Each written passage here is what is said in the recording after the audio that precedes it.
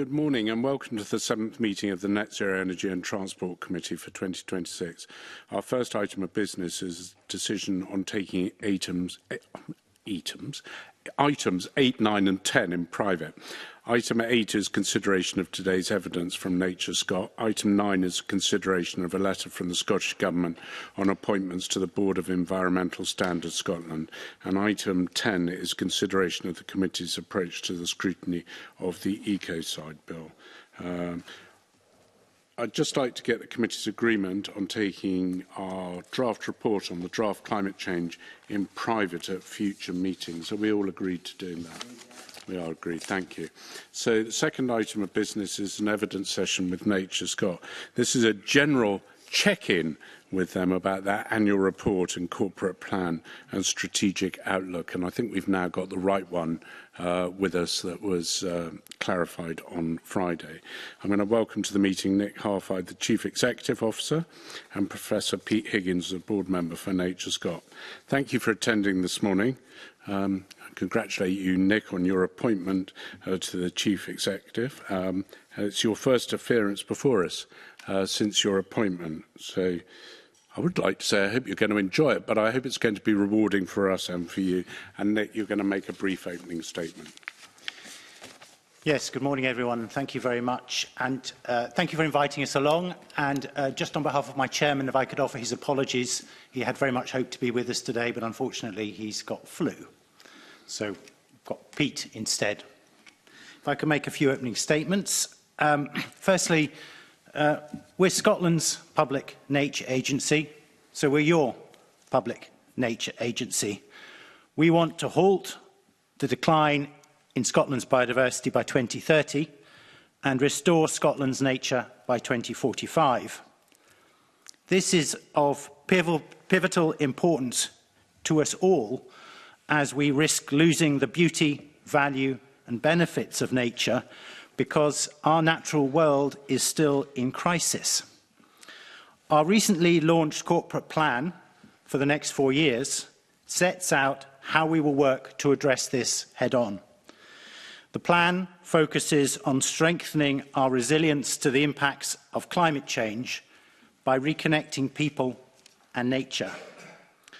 Our efforts will be bolstered by the passing of the pioneering Natural Environment Bill, which places Scotland on a path to statutory targets for nature, as well as being bolstered by the recently approved Scottish Biodiversity Strategy. A little bit about us. As an organisation, we have grown significantly over the last 4 to 5 years. At the start of this Parliament, according to our own annual accounts for 2021, our budget was about 60 million and we employed just under 600 full-time staff. By 24-25, the budget was closer to 90 million and we employed just over 750. And our budget for this financial year is approaching 100 million.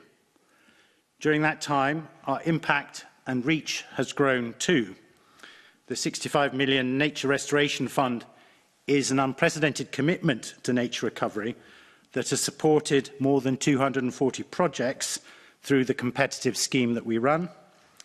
We've put over 30,000 hectares of degraded peat on the road to recovery, which obviously reduces greenhouse gas emissions and provides jobs and economic opportunities.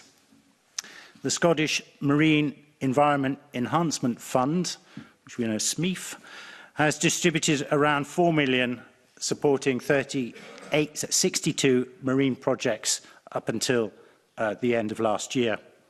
Taken together, this tells the story of a government that trusts us to deliver and sees our growing relevance. However, the demands placed on us as an organisation through new legal responsibilities and increasing demand have grown significantly, creating resourcing challenges for us and leading to increased workloads for our hard-working and dedicated staff. We also know that we continue to work in a challenging fiscal environment, meaning that we need to be more creative in how we deliver. Our work is complex and at times contentious. And that is why we are investing considerable resources to working with and listening to people to find common solutions where we can.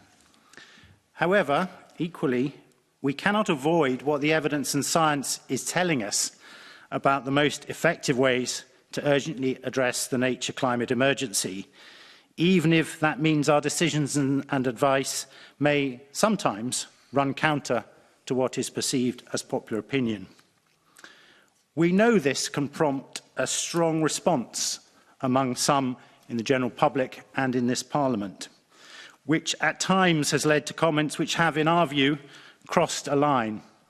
At times, there appears to be a lack of understanding of our role and responsibilities. There's clearly more for us to do to bridge this gap in understanding. We all have our own experiences of the many benefits that nature can bring to our lives, and I remain confident that we can meet the challenge in front of us and secure a Scotland where nature thrives and people and businesses can flourish too. Thank you. Thanks very much, Nick. I'm going to give you the easy question to start with. You've developed a new corporate strategy to take yourselves through to 2030. You've told us about increased expenditure and some increased workforce levels. So just tell me what your key priorities are for that period and key work streams between now and 2030. Yes. Thank you, Convener. For the next 4 years, we're really focusing on 5 areas of work, and I'll just run through them if I may. As I run through them, I think the important point as well is that they're all important and they have to be done together to make the greatest progress towards our 2030 targets. So the first is around leading species recovery, connecting habitats, and safeguarding at least 30% of our land, rivers and seas by 2030 and putting those into good ecological health. And that very much meets a government target, which is an international obligation, which I can go into further detail if you'd like. The second is around increasing support for nature positive action through strengthened public connection, understanding and access to nature. That's that reconnecting people and nature point I made in my opening statement. The third is around embedding nature-positive practices across agriculture, other land and marine uses, working with farmer, fishermen and others to help them make a living off the land, but in a way that's nature-positive. Fourthly, and this is really important given the fiscal challenge, achieve increased levels of public and private sector high-integrity nature investment. How can we get more private money to match the public money and the philanthropic money that we see already flowing? And finally, real emphasis on place, so strengthening climate, economic and social resilience in all our communities, understanding that what happens where people live and work is important, not just at the national level, but very much at that local level. That's just a kind of run through, if that helps. Okay. And what are the key challenges to all of those? And maybe you can talk about, you've talked a lot about the environment and ecosystems and such like. Can you talk about also about the sometimes forgotten thing that the people that are involved in that as well, because they're just as important in their livelihoods as the systems you're trying to protect? Yes, I'll maybe say a little bit about that side of things, and I'll invite Pete to say a little bit more maybe about the sort of the health and sort of social well-being, but I'll deal with the economic if I may. Week before last, I spoke at the NFUS, so National Farmers Union AGM through in Glasgow, and I made the point to them, and it's a point I make wherever I go, that businesses who rely on these natural assets that we're seeking to protect absolutely understand that their lives are difficult, that they need to be profitable businesses, and our job, I think, is to help them do that in a way that they can run their businesses profitably, but in a way that is sustainable in the long term, that protects the asset upon which their businesses are based. And we've got many examples. I'm happy to send more information to the committee where that's worked. Thinking particularly of a farm we've been working with up in Sutherland, where we've done extensive peatland restoration, over 900 hectares of peatland restoration with the farmer, and other changes on that farm, which means she's actually running a far more profitable business. She has far less problems or losses to her flock. And there are many examples of this, I think, where we're working to help people run the businesses, but in a way that supports nature. So that's just one example I can give you on the sort of farming side. Pete, I don't know if you want to say a bit more about the work we're doing on the sort of social side and the health side, if that would.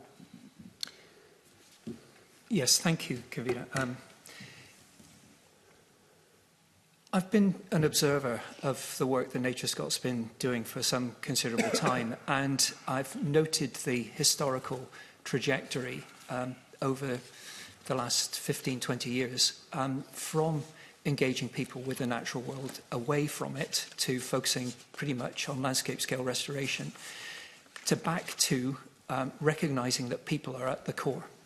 There are many, many issues that are people issues that are not nature issues. There are no nature issues that are not people issues. And therefore, engaging people with the importance of nature with regard to the kinds of jobs I think you're referring to, but the much broader context of recreation, engagement, health-related benefits is, I think, a very significant part of a public narrative that needs to be developed, and it's in the corporate plan now. So, for example, there are 200,000 jobs in Scotland which relate to the natural world, and some of them are in agriculture, some in fishing, but a lot in a range of other areas as well. Without Scotland's rich nature, we would not have those jobs, and we would not be seeing the benefits for health, well-being and the economy. Beyond that, the evidence for the specific health-related benefits in urban environments is very, very clear. It's research that I and my colleagues have been involved in, along with some of the other areas I might refer to. And so, for me, understanding the relationship between what we might think of as the countryside and the wider landscape out there and the urban environment is profoundly important. So, taking with us the whole people of Scotland so that we all understand the importance of nature is really significant. Without it, the air we breathe, the water we drink, the food we eat would not be there. And so that narrative is now part of the corporate plan. And I see a real opportunity here to provide an integrated approach to understanding the significance of nature across a whole range of different areas. And I can give you more examples of that if you wish. Okay, we're going to move on to other questions, but just for the record, and I know the committee get bored when I say this, because we mentioned farming and agriculture, I'm just going to remind members that I have an interest in a farm in Murray and have been managing that farm for over 40 years. And I would just, in passing comments, say that a lot of the designations that we have in Scotland, from SSSIs to SACs to SPAs, are usually as a result of the management that's gone on in those areas, because they're considered to be areas that are worth protecting.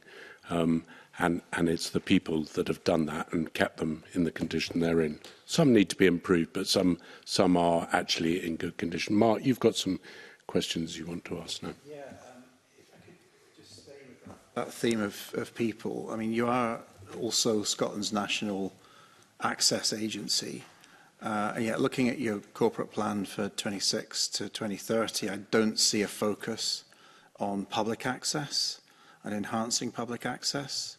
So can you say a little bit more about why that is and what your work will be going forward on that important issue? Yes. So as we were developing the corporate plan, we did put in references to access. So it's in there. But you're right in that it is not our top priority. Our statutory role is to promote the Scottish Outdoor Access Code, which we'll absolutely do. But we are, I think, more focused, it's true to say, on working with those that manage the natural asset so that we get it into a good condition, and working with, for example, farmers and crofters and foresters so that they can manage that in a way that helps them with their business, as I said earlier on. There are a range of other organisations who we do support who are absolutely in that access space.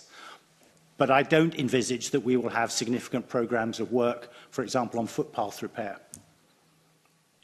But you are, I mean, would you accept, though, that you are Scotland's national access agency? So if it's not you, then who does maintain that strategic overview of access rights, of improvement to legislation, of work with other stakeholders who own land to encourage, you know, proper public access and enjoyment of those rights and responsibilities? Yeah, we absolutely do that, and it's one of many, many, many different functions we have.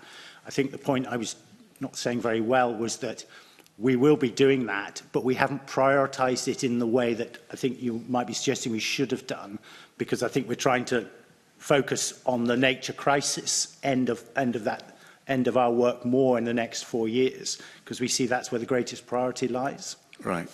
I thought you had a corporate priority, though, around the public and around public access to nature and, you know, that side of things. So in terms of tackling nature emergency, you know, education, engagement, really important. So do you see it through that lens then, or? I'll bring Pete in a minute, because that's his area of expertise. We absolutely do see that as important, but we're only one of many actors, I suppose, in that space. Okay, so you're not taking a lead then on public access. Can I turn then to species licensing? It'd be good to know exactly where you are with the species licensing review and what the headlines are coming out of that at this point, when we expect species license review to be signed off. So we've submitted the species licensing review to ministers, so it rests with them at the moment. Okay, what are the headlines?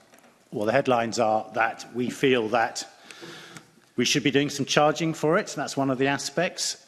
We also, our advice was clear that we think that we are following various guidelines necessary for the way that we should be doing it, particularly in relation to lethal control. But this is just our assessment. Ministers will decide whether they agree with us. Okay. And in terms of the compliance of species licensing with international law, international conventions, is that something that you have assessed? And can I give you an example of that? With the Natural Environment Bill, there was an amendment that passed, I've said it didn't get a lot of scrutiny, but there was an amendment that passed that allows effectively recreational hunting of mountain hares through falconry. Now, I mean, Parliament has approved that, but it does beg the question about whether that is compliant with international law. So I'm interested within the species licensing that you come under some political pressure to deliver. Who does the assessment of whether that is compliant with international law? Is that yourselves or is that ESS? I don't know the answer to that. I mean, whether something is legally compliant is a role for the courts. We, in our implementing the law, will seek legal advice about aspects of how we implement it. But we're not, obviously, we don't make the laws. That's Parliament's job, and the courts scrutinise whether something is legal or not. So I'm maybe not understanding the question. Well, let's use that example again then. Would that be compliant with the Berne Convention? I don't know. I would have to seek legal advice. Okay. I mean, it just seems odd that, you know, you're Scotland's National Nature Agency as well as Scotland's National Access Agency. But, you know, if you don't assess compliance with international law, international treaties, from the UN to the Berne Convention to Ramsar, who else is going to do that? We will, as I said, seek legal advice on these things, just as the Scottish Government will do when they're proposing amendments. Or so I'm slightly missing the point here, because we obviously seek legal advice on a whole range of items all the time, because I have to be sure that when we're implementing individual elements of our Let me just ask you a straight question then. When you're doing the species licensing review, did you review whether species licenses that are currently issued by Nature Scot are legally compliant with international law and conventions? I will need to check, because I assume that we did, but I don't have that detail to mind. Okay. All right.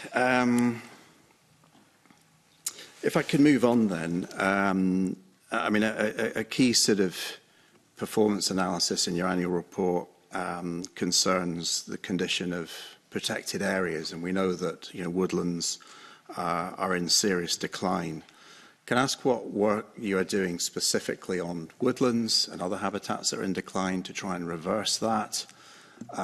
You know, we're in a quite a desperate state. So, what is going to turn the corner on this? What kind of work are you leading to ensure that, we're restoring habitats like woodlands?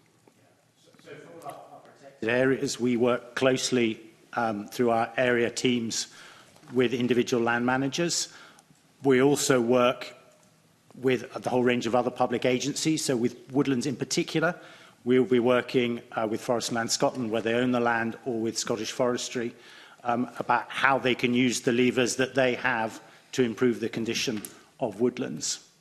And we will also then use a whole range of other levers, such as the Nature Restoration Fund, to fund work that is out with the scope of other public funding mechanisms. So what's your assessment then of halting nature loss by 2030, specifically in relation to woodlands? Are the conditions in place to halt that and to start to reverse the declines? What do you see as the main drivers of? I think woodlands of all our habitats are particularly challenging because we know that particularly in the lowlands, that roe deer numbers are a significant factor. It's not just roe deer, but roe deer are a significant problem in the lowlands for woodland condition. In the uplands, it's a range of grazing factors. So it's obviously red deer, but can also be sheep, can also be mountain hares. I think woodlands are particularly challenging because, as you know, it doesn't take a lot unless you fully fence them, which is hugely expensive and has its other challenges for various grouse species. It's really challenging, but there are some real bright spots. I could point to the work that's going on, for example, on, not only on some of our nature reserves, but on private estates as well, such as Carrower, which have an agreement with St Andrews University, which allows them to maintain a level of stalkers and pressure on deer numbers that is seeing woodlands recover. So I can see. So I'm aware of lots of good examples that happening. I can see those on my back doorstep. But I mean, the key question here is, you've got a target to meet, halting nature loss by 2030 with woodlands. Are we going to meet it? I think it's going to be really challenging for woodlands. Right, so that's no then. That's not what I said. I said it'd be really challenging. Okay, it's going to be really challenging. Okay, all right. Back to you, Camille. Thanks very much, Mark. Just before we leave licensing completely, you've got a lot more powers for licensing, or a lot more requirements. And one of the things you said you were going to charge for them, and then moved very quickly over that. Could you just explain that to me? I didn't. What I said was, as part of the licensing review, we recommended that we start charging for some of our licences. What our views are is that there are many licences for which that would be a completely pointless thing to do, because either would be a very low value, or actually people would stop applying for them. But I think there are some licences where we would consider charging, because we think that. Which ones are those, Nick? Ones, I don't have the full list in front of me, and it's still advice to ministers, but it'd be ones where we feel that the business that is run on the back of that licence may be able to support some charge. That's a basic concept we're using throughout our looking at where we're charging. So give me an example. I mean, is that Tesco's to remove robins, or a supermarket to move robins that are in it, where they apply for a licence, or is it something more fundamental than that? Robins in their stores, sorry, that have got... Yes, no, and I know you mean the birds, not the people. Probably not, although I don't know that. So which one is it that you think? You must have an idea of which one you're talking about. Not at this stage, no, because we've still got a range of new functions which we are still bedding in. Okay, because, I mean, one of the criticisms that I've heard consistently is getting through SNH, or Nature Scots licensing department, is particularly difficult. It's particularly slow and particularly unresponsive. Is that a poor representation of it? Well, I'm sorry you've had that. So 60% of our licences are now done online, so that's pretty instantaneous. And I can give you an example of where we've been dealing with gull licences, because I know it's particular interest of the committee. We deal with those within 4 working days. So that, to me, is a pretty quick turnaround. And we do a lot of licences now over the phone, so that we have a very quick response rate. So I think somebody wrote to me from the D regarding a seal licence for destroying a seal that had gone right the way up the river, and they were finding it impossible. Is that something that you'd expect to be charged? And how long would you expect, if they applied for a licence, it to take to get a licence to do that? I can't answer either of those questions. What I would say, though, that when there are particularly complex licence requests, they will take longer, where we have to gather evidence. And when it's one species against another, they are particularly complicated. So we would, in that instance, I imagine, be balancing seals against salmon, both of which are protected species, and they are particularly complicated. Okay. And because we ended up talking about salmon, I'll declare I also have an interest in the wild salmon fishery. But I haven't applied for a seal licence before anyone thinks that I have. Douglas, you've got some questions. Yes, about natural capital. So in your annual report, it identifies as a risk, and it says a complex balancing act is required to stimulate private sector investment into nature, whilst ensuring there is sufficient governance, due diligence and effective communication to ensure our reputation is not adversely impacted on account of misjudged or poorly delivered interventions to influence private investment in nature. So can you set out a little bit about how private investment into nature currently functions and how you see that changing going forward? Yes, I'm happy to do that. So I'll give you an example, first of all, of where we have been doing it quite successfully, or maybe a couple of examples. I mentioned SMEF, which is our Marine Investment Fund. And one of the things that's done very successfully is take monies from private sector organisations, hold them in a central pot, and then distribute them to marine projects where we think they would have the projects have greatest impact. And one of the key elements we've had to do there around high integrity is to look at, have a kind of an ethics committee, as it were, looking at whether we can accept donations from those organisations. So that's one element that's worked really well, been quite thorough. But that's relatively small. What we've been trying to do more broadly is stimulate private investment where there could well be a profitable return. So this builds, for example, on the Carbon Code and the Woodland Code, where individual land managers and investors can actually see a return in time on their investment. What we've been seeking to do is to de-risk the early elements of that. So, for example, developing the natural capital tool, which helps land managers to look at all the natural capital on their holding and model how that might change. And we're looking to put forward a kind of a shop window of investable opportunities for them private sector to invest in. And is there a big enough demand for investing into nature just now? Or? What the private sector tell us is that there's huge money interested in investing in this area. But what we haven't yet quite cracked is where there is de-risked it enough so that they could see a long-term income stream.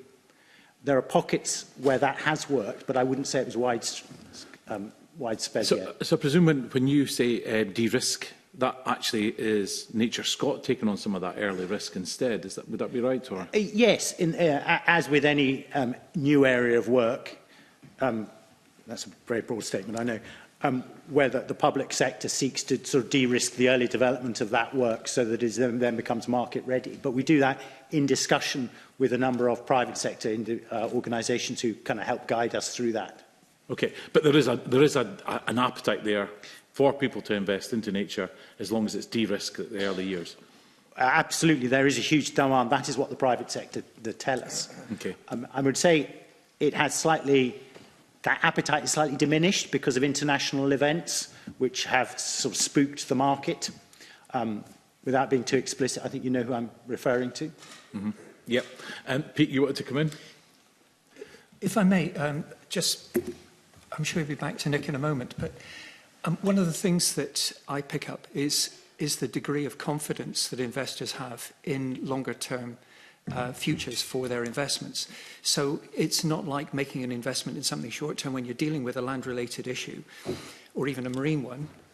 You want to put money in that you're expecting over a long term to either get a return from, or you believe will have security, that there isn't going to be a change in policy that will mean that you've made a mistake.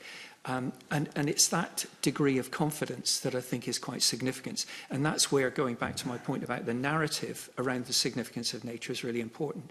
And I'm not sure if you picked up on this, but the Intergovernmental Policy Platform on Biodiversity and Ecosystem Services met in Manchester a week after you passed the Environment Bill here. And it links very explicitly the significance of nature for businesses globally. Without nature, our businesses would not survive. So the more we have a positive environment and welcome investment here in Scotland in nature, the more it is in tune with that narrative, a very different narrative to the one that Nick's referring to, which has been negative. And there are other things that might go with this. Again, you may be aware that there was a national security briefing recently on the significance of nature globally. That was done by the Joint Intelligence Committee with Joint Nature Conservation Committee supporting that work. That is now being developed on a European level, and there are elements of it where they're pointing out the significance for us in the UK directly with regard to the impacts of climate change negatively impacting on nature. So essentially what I'm saying is these arguments are very strongly in favour of investors making a commitment or philanthropists making an investment as long as we provide a stable long-term environment for them to support, provide that support. Is the drive to invest for investors, is it to make money, or is it more of a conscience thing? Well, my take would be that it's a mixture. Sometimes it's an organisation. I work for the University of Edinburgh, and the University of Edinburgh has put a very significant amount of money into peatland restoration and woodland planting because they believe it's the right thing to do, and it's to deal with the emissions that they can't deal with any other way. That's one kind of organisation that can do this. I can think of others, philanthropists, who have actually said, no, this is important for nature, and I'll do it for that reason. I know of one very particular sporting estate which is seeing that there are benefits to them for diversifying their work and putting money in specifically for nature restoration because it impacts on, say, the salmon fishery in the river if you plant trees nearby. Part of my research backgrounds in that area as well. So, which all sounds good. So why do we have to de-risk it? I think that the de-risking is really about developing that narrative of confidence, okay, and ensuring that when people are considering investing, it's on the one hand this, on the one hand that. Let's give them that extra support to make sure they make that decision rather than this one, where they want to put their money. Nick probably would have more to say about that, but I hope that's helpful. Yeah, I mean, the de-risking thing is interesting because, you know, absolutely some businesses, some investors don't need that de-risking. They'll just go for it. And those are the pioneers and those are the examples we've seen. But to make this more mainstream, we need to, I think, help the majority who are maybe more cautious to understand how it works because everyone has a different risk appetite, don't they? And I think that's what we've been trying to do, is to help de-risk it for the majority and give them tools to show how it works, to point to good examples, because that will help mainstream this rather than it just being a few individuals. Okay, thanks, Camino. I think you've got some questions. Before I go into my main line of questioning, in your opening statement, Mr Halfhide, you talked about Parliament, some parliamentarians having said, and I quote, comments that crossed a line, end quote. Could you give us examples of this and how that's had an impact on Nature Scott? It's had an impact. I haven't got the words to hand, but they're on public record. Some individuals calling our organisation, I think, the worst in the Western world, and those other individuals questioning the competence of some of our staff. And the reason I raised that is because, obviously, I refute that. I've had staff in tears saying, I've dedicated my life to this world, to this work, so to be denigrated in public is for my personal position, it crosses a line. I have to look after the welfare of my staff. I have not only a legal duty to do that, but a personal duty. So I take those comments very seriously, and of course I react when I hear people making those baseless comments. I think it would be interesting for the committee to get examples of where you think comments have crossed the line and where they've had an impact on your staff. And I would also, ask that you recognise the difference between scrutiny and what you may think is crossing the line. Yeah, no, absolutely, I understand that. But I think, I make that judgment as do you all, where putting stuff in the public record crosses a line, and I think calling us the worst, public agency in the Western world for an organisation that's based on evidence to say that without evidence is difficult for me, and also creates the atmosphere in which, not only in Parliament but in the wider society, people feel members of the public can come up and be abusive to my members of staff and their family in the local co-op, which we had down in Galloway during the National Park debate. And indeed, just this week, our headquarters in Inverness has been attacked and vandalised for the second time, and that is deeply disturbing. Sure. And I well understand that. But I think the fact that you use those comments, I think it would be useful for the committee to have in writing where you think that folk have crossed the line. And it would also be interesting to know if you have made any complaints around about any individuals where you think the comments have crossed the line. Happy to provide those extracts from the public record for you. Okay, thank you. In terms of peatland and nature restoration, but in particular peatland restoration, we've already had an example from Professor Higgins just a few minutes ago about the University of Edinburgh investing in peatland restoration. Are there other examples of private finance that you think that can be used? Are there any changes to taxation that you think might be viable in terms of peatland restoration? Do you think that in terms of the importance of peatland restoration, not only to Scotland's climate change plan, but to the UK's climate change plan, that the UK itself should invest more, the UK Treasury itself should invest more in peatland restoration? I think we should definitely invest more in peatland restoration. That's the bottom line, and Scottish Government have committed to doing that, or are committing to doing that, as you know, obviously through the climate change plan. Our position on this is that if there was more money, we could do more. It's a tricky situation. We don't want to overstimulate demand that we then can't meet. But we feel that if there was more money, we could stimulate that demand and we could work with industry to meet that demand. The key for us is not only the quantum of extra money, well, there's many areas, quantum of extra money, the certainty of the long-term funding, whether from private or public, so that the businesses and peatland restoration are willing to invest in the skills and the machinery to do that. And also to recognise that there is a lead-in time. So at the moment, we will fund some design work on a piece of ground, but that may then take 18 months before it comes through. In terms of private investment through Peatland Action, we are increasingly requiring a greater level of private investment.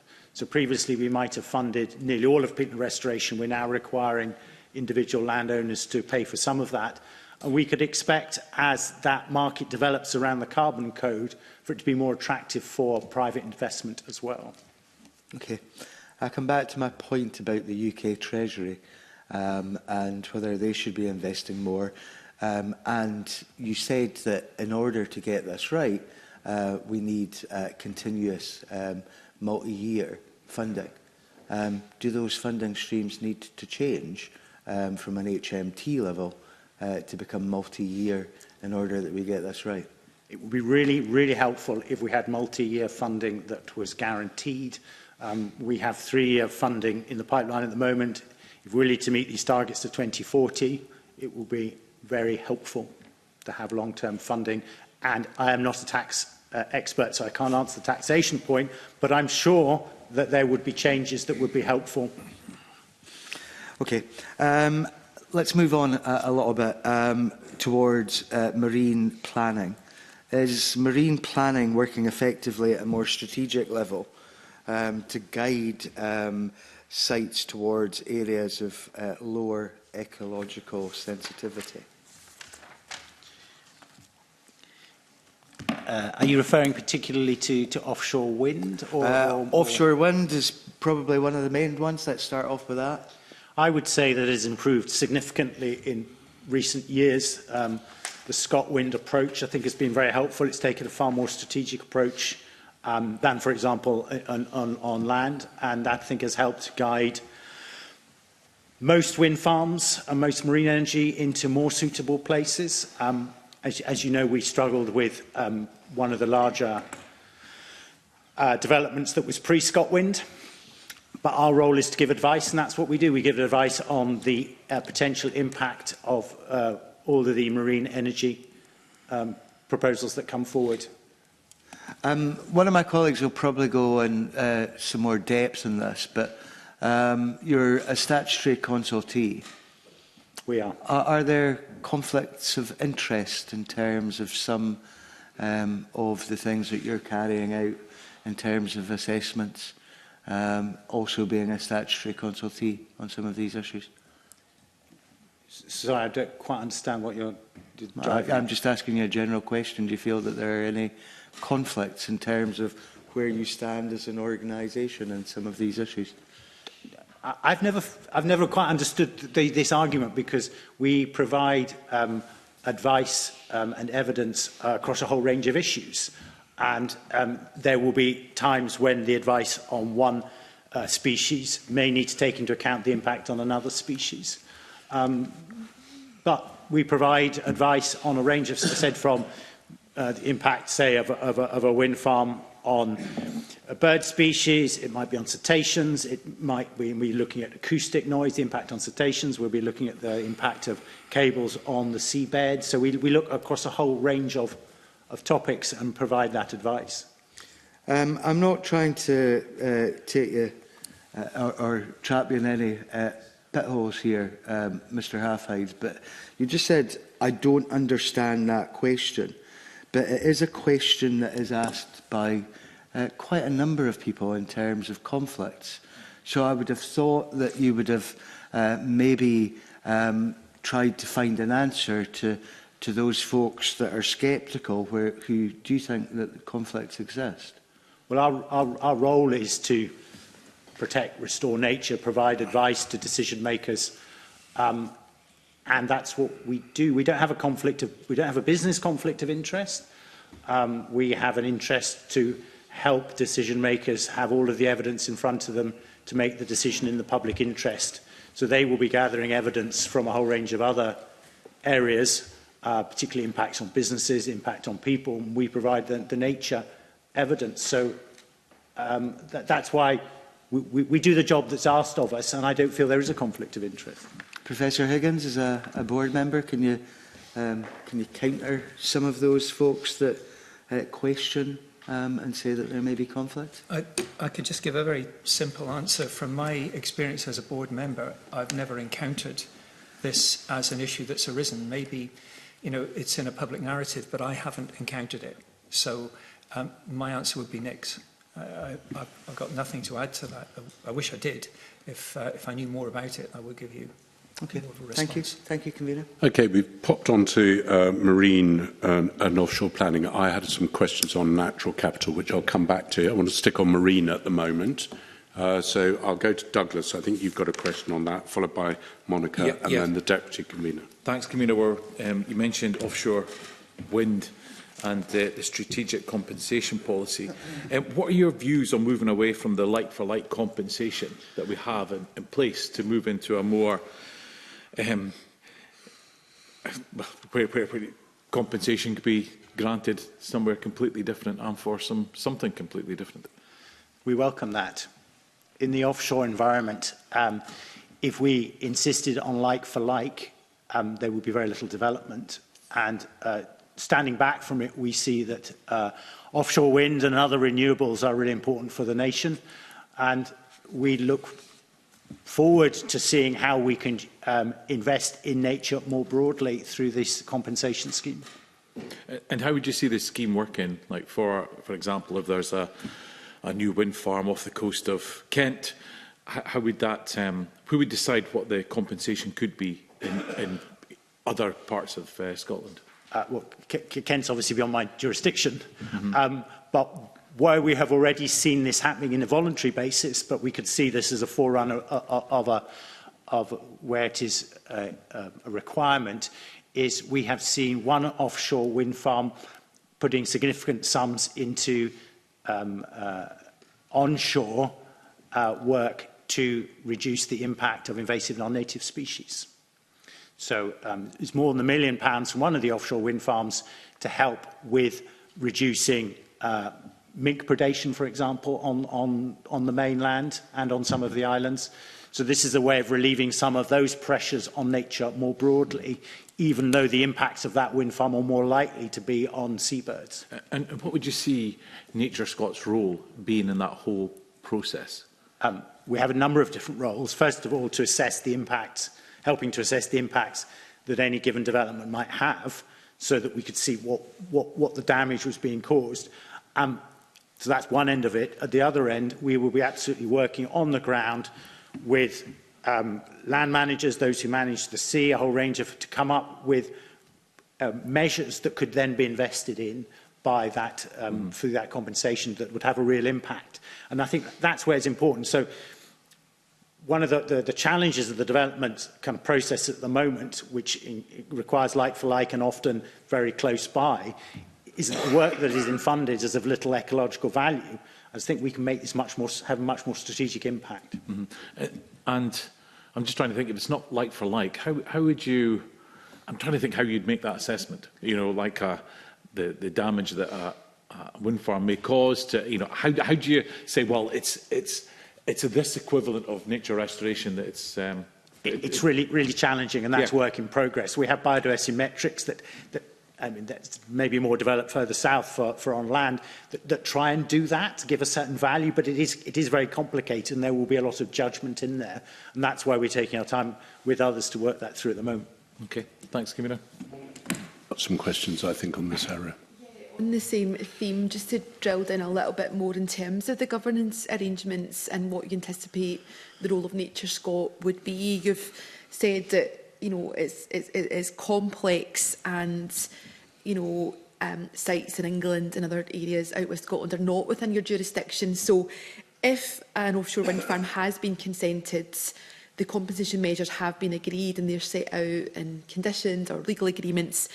In terms of the oversight of that, to make sure that the compensation measures are carried out, they're implemented properly, that's monitored, evaluated, how would the governance around all of that look? So my understanding with any development, that the authority that gives the permission and sets the condition then has the responsibility for to make sure those conditions are delivered.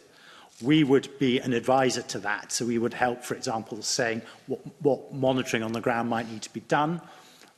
We would also be helping to say, well, if they need to find new projects to help with the compensation, we might help stimulate that.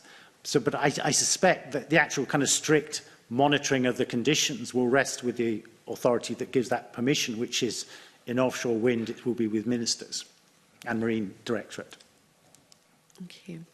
So are you anticipating these decisions are made at a ministerial level, whether that's UK ministers, Scottish ministers? Does it impact on local authorities, planning authorities? My understanding of offshore, that the decisions are made by ministers, It's all at that but level. and they are offshore, obviously, but there's clearly an onshore component because the energy has to come onshore at some stage. So the local authorities are then involved through the planning lens where the cables come on board and where you might need substations and the like, and then if you might need the pylons that come across the country. So although they are offshore, there is definitely an onshore component. And then there's huge, obviously, economic opportunities. I live up north near to Buckie, so you know, can see the change that's happening in that town already through some of the offices there for maintaining these. So that's not my compartment, but... No, that's helpful, thank you. Just trying to understand the role of Nature Scott and all of that, because it sounds like there's possibly going to be some joint working and a need for good communication and good record keeping, good data. Yeah, and we are already so closely involved. When a development comes forward for permission, we've been talking to that developer probably for 3 or 4 years already. So in that pre-app, they will come to us and say, what data do we need to gather? And we'll say, this is the data that you need to start gathering over a number of years, and we will go with them every step of the way. And I think there are 7 stages that we are mapped out with them, right the way through actually to decommissioning, which seems a long way off. But as we know from the oil and gas sector, you need to think about the decommissioning now, because that is something you need to plan for in the future. So that long-term approach. Yes, Pete. May I just add that There's also a UK perspective on this, particularly your point about Kent's a very good example of where migratory species that would be coming to Scotland might be impacted in a wind development in Kent and vice versa. But of course, new developments are going to span not just, like the Berwick Bank development, are going to have impacts in England as well. So the role of the Joint Nature Conservation Committee in this is to have a broader oversight of this. So there are elements of this which are very clearly Scottish, but there are elements which refer to both England and natural England, and again with JNCC. So there's a complicated range of different discussions that need to take place with some of these issues. Hope that helps. Thank you. And just final point on that, do you think this change is likely to be part of a broader shift to strategic biodiversity compensation approaches, and what are your views on that? It's a really interesting question, because we see that happening in England already, where, in effect, developers are able to kind of put money into a bank that our sister organisation, Natural England, will then administer. That is one route we could go down in Scotland, but we haven't sort of ventured into that space at this stage. I think it can be quite challenging because it has many different sort of elements to it. It's probably quite useful that we put the toe in the water first in the offshore area, because that's where obviously there's very significant development, significant opportunities, but also where the amount of compensation, if we were doing like for like, just wouldn't exist. I mean, just to give a bit of colour on all of this, some of the ideas that come forward already from the industry, and this is before we move into this compensation route, was to try and pay fishermen in Portugal to change the use of their nets, because some of our migratory species would be fishing off the Portuguese coast and getting entangled in the net. So they were thinking as wide as that in some of their interventions. Okay, thank you. I'll head back to you, convener, for now. I'm going to come to the Deputy Convener, Michael. Thanks. Good morning. I want to stick with the issue of the role that you have as a statutory consultee in the consenting process and the planning process.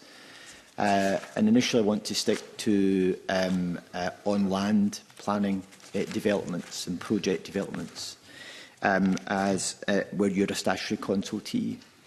Over the course of the last year, have there been any planning, have there been any projects that have been going to planning that have been delayed as a result of NatureScot not having the capacity to respond to the timescale for the planning application to be considered? I'm afraid I don't have that information to hand, but I can provide it if that's helpful. I can give you a general comment, but I can't think of any specifics. Well, let me hear your general comment first. Well, general comment is that we absolutely aim to fulfil the timescales required by whether it's local authorities or whether by Scottish Government for larger applications. And my understanding is in most instances we do. There may be cases where the evidence itself is not yet being given to us by the applicant, and therefore we cannot meet that timescale.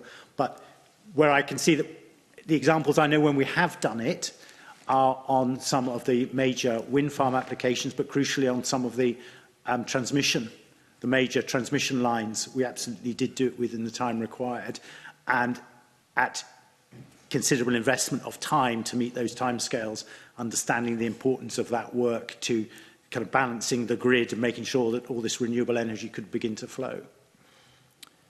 So you think sometimes you don't make it?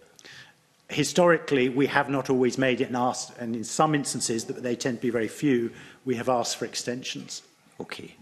Are you able to quantify exactly on how many occasions you've not been able to meet that? Not off the top of my head. I can provide that in writing if that would help. If you could provide that in writing. Can I ask you then if you as an organisation and the resources which you have, how do you respond to the challenge that you face when you aren't able to meet the timeframes for planning applications when you're the statutory consultee? What happens? You're the chief executive, you're in charge, so the buck stops with you. What do you do to make sure that as an agency you're taking action to prevent that from happening again in the future? Yeah, well, we've taken action over many years, obviously like most of that predates me, is to make sure that we have the right people in the right place to deal with the highest priority applications. So to give you a few examples of what we've done, we've introduced a new system called Informed Decision, which is just a name, but it's kind of an AI system that allows planning authorities and developers to know at the outset what information is available in the public domain around the nature for their application, so that they can provide the information that we require. And that also, because we don't have to provide that, the machine does, that frees up staff to go onto the front line. We have also slightly increased our staff working in this area so that we can deal with the tighter timescales required by government and the far increasing demand both on and offshore. And offshore, and I know your comment was about onshore, we will be starting to charge for our services from the 1st of April so that we can increase our capacity to deal with the sort of exponential increase in marine energy cases. Okay. So it looks like on occasions that you don't meet the time frame. You're not clear about exactly why that's the case, and you don't know the figures on how many cases in the last year you have not been able to meet the time frame as a statutory consultee for local planning matters as well. Can I ask you therefore, Pete, what sort of discussion takes place at the board to have oversight of the executive team in dealing with these matters? I've not, again, encountered this at board level. Nick's response to your question implied that, to me anyway, that there may be issues, but those issues may be historic, but he doesn't have the information. I've not seen anything relating to that at board level. So my assessment would be that there's no information that's come to the board, therefore I can't comment. If there are issues of slippage, then the board would want to know why and what could be done about it. So following this meeting today, following Nick's response in written form to the questions you've asked, I would hope that there would be something coming to the board so that we could ask the appropriate questions at board level. Hope that helps. So we're in a situation where the Chief Executive doesn't know the figure for the last year, but we do know that there is delays that happen that have an impact on life planning applications where you're the statutory consultee, and the board have no oversight of that to date. Is that correct? I have no recollection of the board having oversight of that. Okay. It doesn't mean that my memory is quite what it should be, but I have no recollection of that. Okay. Can I ask you, Nick, you made reference to things like being a statutory consultee to the Energy Consent Unit when they're considering applications as well. Over the course of the last year, have you been late in being able to make your response to the Energy Consent Unit when they're considering an energy application at any point that's delayed consideration by the ECU? Well, my answer is the same, but I'll elaborate if I may. I don't have that information to hand, but it's just not been an issue that has been flagged by any of my team that we are being late or that there's any concerns from ECU or local authorities. So I'm Mr Deputy Convener, on the information that you're clearly concerned that you feel we're not doing this, whereas my organisation is telling me that we are doing this. Well, no, the buck stops with you. You actually confirmed earlier on there are cases where it doesn't happen and you aren't able to make it, but you weren't able to give us the details of it. So we note it does happen. I note it happens. What I'm asking you for is details of the oversight that you have as the Chief Executive of the organisation in making sure that you're addressing these issues when they arise, how you go about doing that, and how you also make sure that the board have got proper oversight of the issue. And the reason I ask that is because it is an ongoing issue for the industry that you don't have the necessary capacity to deal with the demand that you face for dealing with energy consents. Well, okay, if that's your view... no, it's not my view. You've already confirmed that you don't have. There are cases where it doesn't happen. Well, there are cases for every statutory body where we ask for extensions, but that's not always through lack of capacity. It's often because the information provided by the applicant has been insufficient for us to make the assessment in the time. So can you give us a breakdown of that data? Because I know specific cases where that's not the case. I'm absolutely happy to give you that data. I know just don't specific have it cases in my where it's head. not. It's just that you don't have the internal capacity to deal with the application. We are really stretched, but we deal with the most high priority ones, and we prioritise energy, both on and offshore, and energy transmission. Okay. Well, what would be interesting to see is the breakdown of the cases that go to the ECU against local authorities that you're not able to meet the actual time frames, and the reasons for that, and the actions which you've taken regarding that, and also how you ensure that the board have proper oversight of these issues when they arise. Happy to take that away. And you'll come back to the committee with those details. I'll come back in writing. Thank you. Thanks very much. I'm actually going to keep going with the flow. I'll save my question to the end as a quick fire. Monica, I think you've got the next questions that you wanted to ask on biodiversity. Yeah, just on that, if I can just briefly, with supplementary to the Deputy Convener's question, because earlier on, Nick, I think in your opening comments, you talked about the complexity of your organisation's work, but also at times it can be quite contentious. And I think it is important that we see in writing some of the data behind what's just been discussed, because I'm going back a long time to when I worked as a planning officer, but often it is the quality of information in front of you that determines how quickly a decision can be made or a response can be given. So I think it would be important to see that in writing. And given what you said earlier about some of the abuse that's been levied towards your staff, I think we need to take the heat out of this and deal in facts.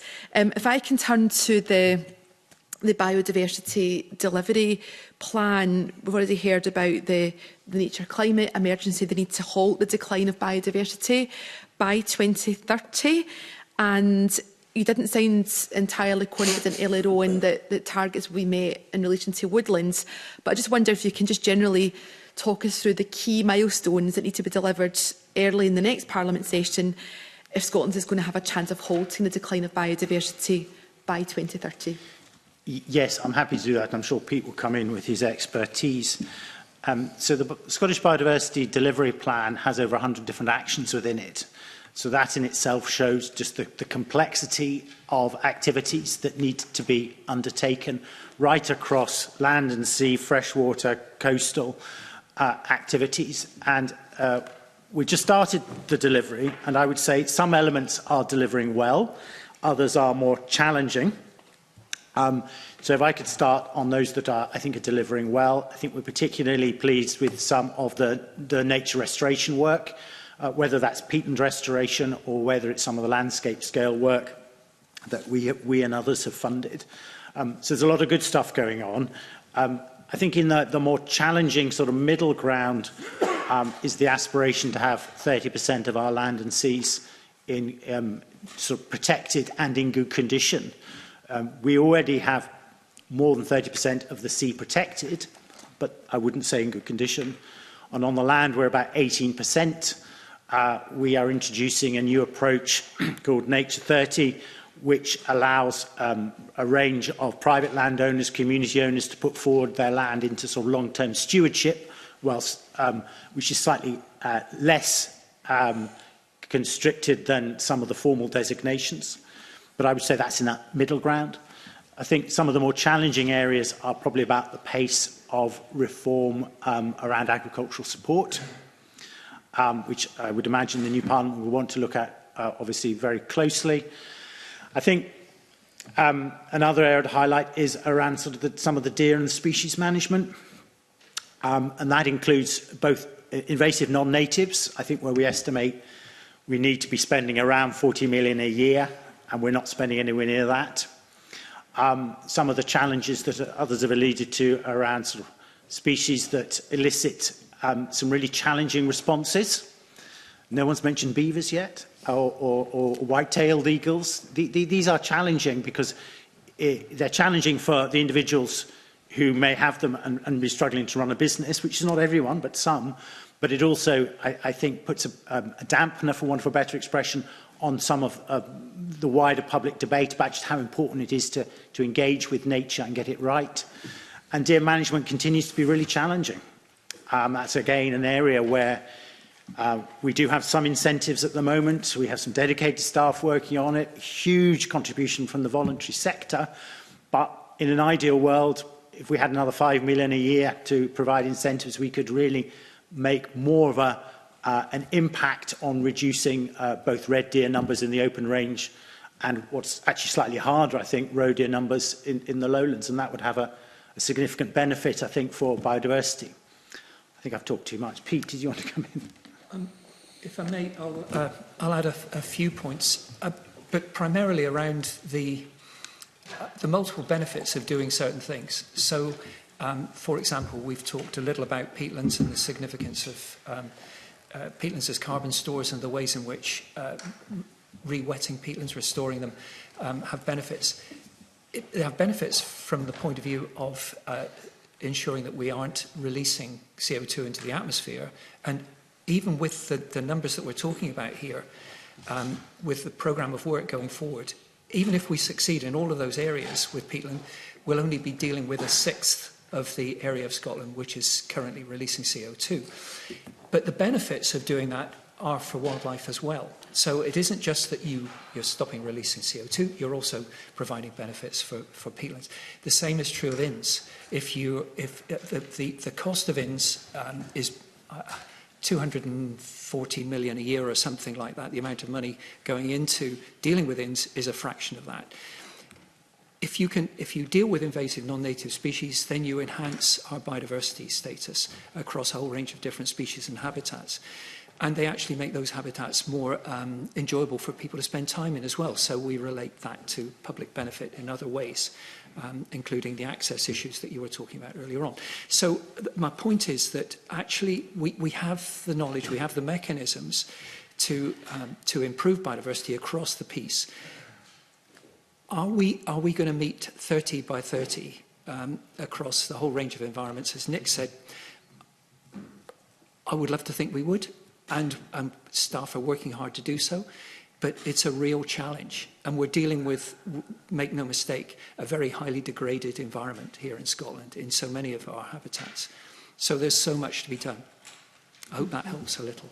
Yeah, it does. Thank you, Pete. And I think some of the earlier comments from Nick, obviously important for us to hear today, but they're now on record for the next Parliament to pick up the baton there as well. So it's really clear what the ambition is, it's really clear what the milestones are, but there's a number of risks that are going to potentially hold us back. Just wanted to ask you about skills, because we've talked a lot about people in your organisation, but people working in various industries in Scotland, both public sector, private sector. Is there a risk around skills? You know, do we have the right people doing the right jobs, but do they have the skills to take us forward into 2030 and beyond? What I would say is I think working with nature, and I say that in the broadest sense, farmers work with nature, nature conservationists do, people in the renewable sector. It's a real growth industry for Scotland.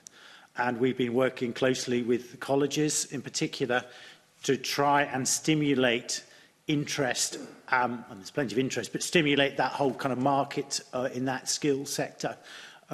I would, one of the things, and I've said this before in public, one of the things that holds us back is actually housing in rural areas, because many of the jobs that we require, and we need more people in the countryside, not less, we need more, is the affordability of housing, particularly if they're competing for those jobs, sorry, for those houses with folk who've either got much better paid jobs or who are using them not on a full-time basis. So there's a really direct link with housing. And I've seen in my time how hard it is just on one of our nature reserves, at Ben A in Kinlochhew, for the staff that we have there to live there. And as a result, well, partly a result of that, primary schools closed. And that isn't the, we want these to be vibrant communities in rural areas with more work, with more jobs, not less. Mm-hmm.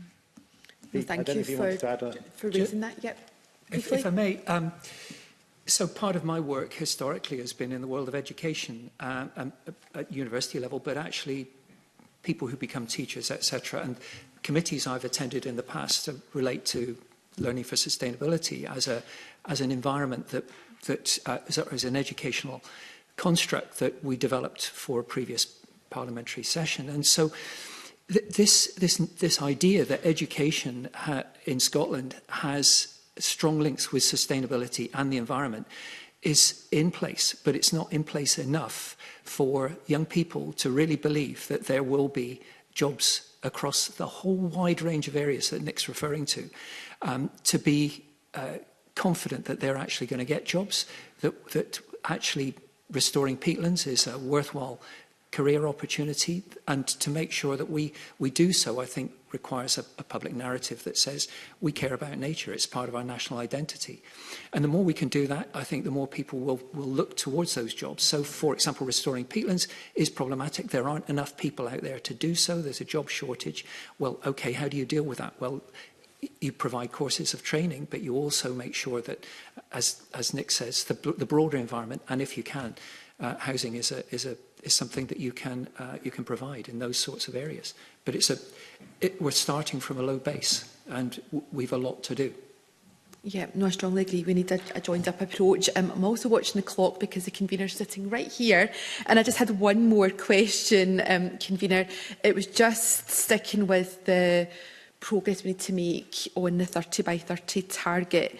And I just wondered what progress Nature Scot has made in assessing potential areas for other effective area-based conservation measures, OECMs, and how you've been engaging with land managers and when we might see the first OECMs put in place. Yes, happy to talk about that. We've been working very closely with a whole range of stakeholders on that, and the Cabinet Secretary actually launched the first of these OECMs. We've relabelled them Nature 30 for convenience, and she launched them, I was actually there, just by my house, in Findhorn, but the four first ones were the Loch Arkaig Pine Forest, Findhorn, Hinterland, Lochwood, which is the Blackwood Estates Community Association, and some of the Forest and Land Scotland down in Knapdale. So we've been working with both public sector, but mostly with private sector and community groups to have a pipeline of these new areas coming forward. And it's just worth reflecting that when I talk about this in the rest of the UK and abroad, people look with envy at what we've done here because we have done such a collaborative approach. And the IUCN, which stands for the International Union of Conservation for Nature, has applauded our approach in Scotland as world leading because we're working with the people who own and manage the land and want to run businesses, want to have their communities there, but in a way that is nature rich. So I am optimistic, but we need to move at pace to move from on land 18% to 30%. I haven't got the figures in my head, but that's a lot of hectares that we need to shift into this accolade space where we say to people, you're doing such a good job, we want to reward you with this accolade of Nature 30. Okay, well, that's encouraging. Thank you. Bob, I think you've got some questions you'd like to ask. Yes, I do. I was wanting to ask about your biodiversity delivery plan, which I think mentions that there's going to be an action plan on invasive species, which came up just a little bit earlier there. I had a look about the internet to find out what previous action plans look like, and I think it would have been the Scottish Invasive Species Initiative, which ran to 2023. I don't know for something after that. But listed as a priority was giant hogweed, Japanese knotweed, Himalayan balsam, American skunk cabbage, white butterbur and American mink. So is the new plan out yet? What are the priorities? The national plan we ministers are hoping to launch, I think, before the end of the session. But that national plan we've just consulted on. But if I could talk about the detail, you talked about I can remember what it stands for, CC, you said what it was. That is an ongoing initiative to tackle all of those species, which we have just received additional funds for, both from the Nature Restoration Fund and, I alluded to it earlier on, from one of the offshore wind farms to help sustain that project and expand it so that it can absolutely try and tackle some of these invasive, both plants and species. In addition to that, we have really big programmes trying to deal with some of invasive species on some of the islands where the impacts are considerable if they get out of control. Yeah, no, I'm fine with that. I suppose what I'm trying to understand is, so there's not been a gap. CC has ran beyond 2023, has it? Because your website says it concluded in phase 1 concluded in 2023. Sorry, then I need to update the website. It actually has continued, right, and has expanded and relies heavily on volunteers, but that's really engaging locally. And I suppose what I'm trying to work out is how we determine which invasive species become a priority. Because there are others also on your website, but not listed as part of that project, such as the signal crayfish, the carpet sea squirt, the good old rhododendron is listed on the website. So how does Nature Scot determine which ones are the priorities? What actions do you take, and how do we as a parliamentary committee measure the impact Nature Scotland has had? I suppose that's what I'm trying to get to. Okay, yes. So there's a multi-pronged element to this. So in terms of what's priority, it depends what the priority is locally. So we will work with local communities, local actors to say, you know, what's the priority within your catchment often. And if we're on the West Coast, it may well be rhododendron. And we have a number of big projects to try and reduce the impact of rhododendron. If we're looking on some of the main salmon rivers, for example, it's more likely to be how can we control mink, and how can we deal with some of the plant species that you mentioned. What we do in each individual case is we will have a series of measurements to see whether that has been successful and how we sustain that success over subsequent years. How would this committee or a successor committee, if it wanted to, say, this time next year, have a conversation about, okay, you told us in February 2026 we're emerging priorities with X, Y and Z. A year's passed, how have you got on? How can we look at the data around that and measure? I think what you're saying is there's national priorities, but there's localised action plans separate from those national priorities. Well, the national plan that we have been consulting on recently will pull all that information together so that we'll be able to judge quite rightly at a national level whether we're having the impact. But the way we will then measure that will be as a sort of sum of the individual projects, as it were, and also what's not happening. All very general terms for me. Is Professor Higgins, do you want to come in? No, carry on. Well, maybe in terms of prioritising, there is a cost-benefit analysis element of this. You know, how much return you can get for the investment you put in when you've got limited staff and limited resourcing. And just recently, we've had an INS paper to the board, which has gone to the Scientific Advisory Committee for review, essentially a triaging approach. And that triaging is if you think of it in medical terms, it's how can we stop further harm. So you mentioned signal crayfish, for example. It was a freshwater ecologist, salmon biologist. They're not seen, but if you bring them into certain areas, allow them to come into certain areas, they'll have a major impact on the existing crayfish and other species. So in terms of a priority, you might say preventing those coming here in the first place is number one priority. Number two may well be, okay, how can I get the best return for the investment, money that I have? And the third might be some way down the line, to what degree is a long-term solution necessary for this project, which is going to last over, say, 5–10 years, to eradicate mink from an island, for example. So I hope that helps in terms of thinking about how Nature Scot staff are thinking about these issues. Think of it triaging. It does help. Hopefully my line of questioning helps in relation to what you think maybe this committee may be asking next year in relation to very precise examples. So, for example, if I go on the internet, not always very reliable, but sometimes cross-referenced by Nature Scot website, the nature emergency and the impact of non-invasive species can cost tens of millions or 100 million plus annually on an economic basis. I don't understand how that works in practice, but it's been quantified by someone that there's an economic impact, and obviously the primary nature impact is substantial. So I would quite like to see, maybe it exists, I'm just not prepared for this meeting, is I would quite like to see specific examples of where there's been investment, there's been action, and we can quantify some of that. And it doesn't always have to work. It's not I know this was your field, Professor Higgins, but it won't always work. Some of it will you get it right, some bits won't go so well, you'll learn from that, and a new strategy will emerge. But I think our committee would quite like to be able to touch, feel, smell some of that so we can scrutinise it? Yeah, absolutely. No, I get the point. And I think the plan will do that nationally. And I can provide you examples where I can do that on a kind of a local basis, where, for example, on Orkney, we have invested significantly in removing invasive non-native stoats, and we can see some of the nature returning. We've actually quantified that. But I actually understand the point about being able to see how that entire sum adds up and see examples. Right, okay. The danger of asking a question at the end of a committee meeting is you start looking about online for additional information, which is good because it helps a more informal line of questioning. But I would like to be able to go beneath some of the kind of headline narrative into actual actions and quantifying some of that. Just a final question from me, and I think it may have been covered in part, Convener, but the delivery plan, that's the biodiversity delivery plan, also set out that by 2025 Nature Scot would develop an approach to targeted peatland restoration investment. We've heard some of that, I think, already. Anything you want to say about the outcome of that work?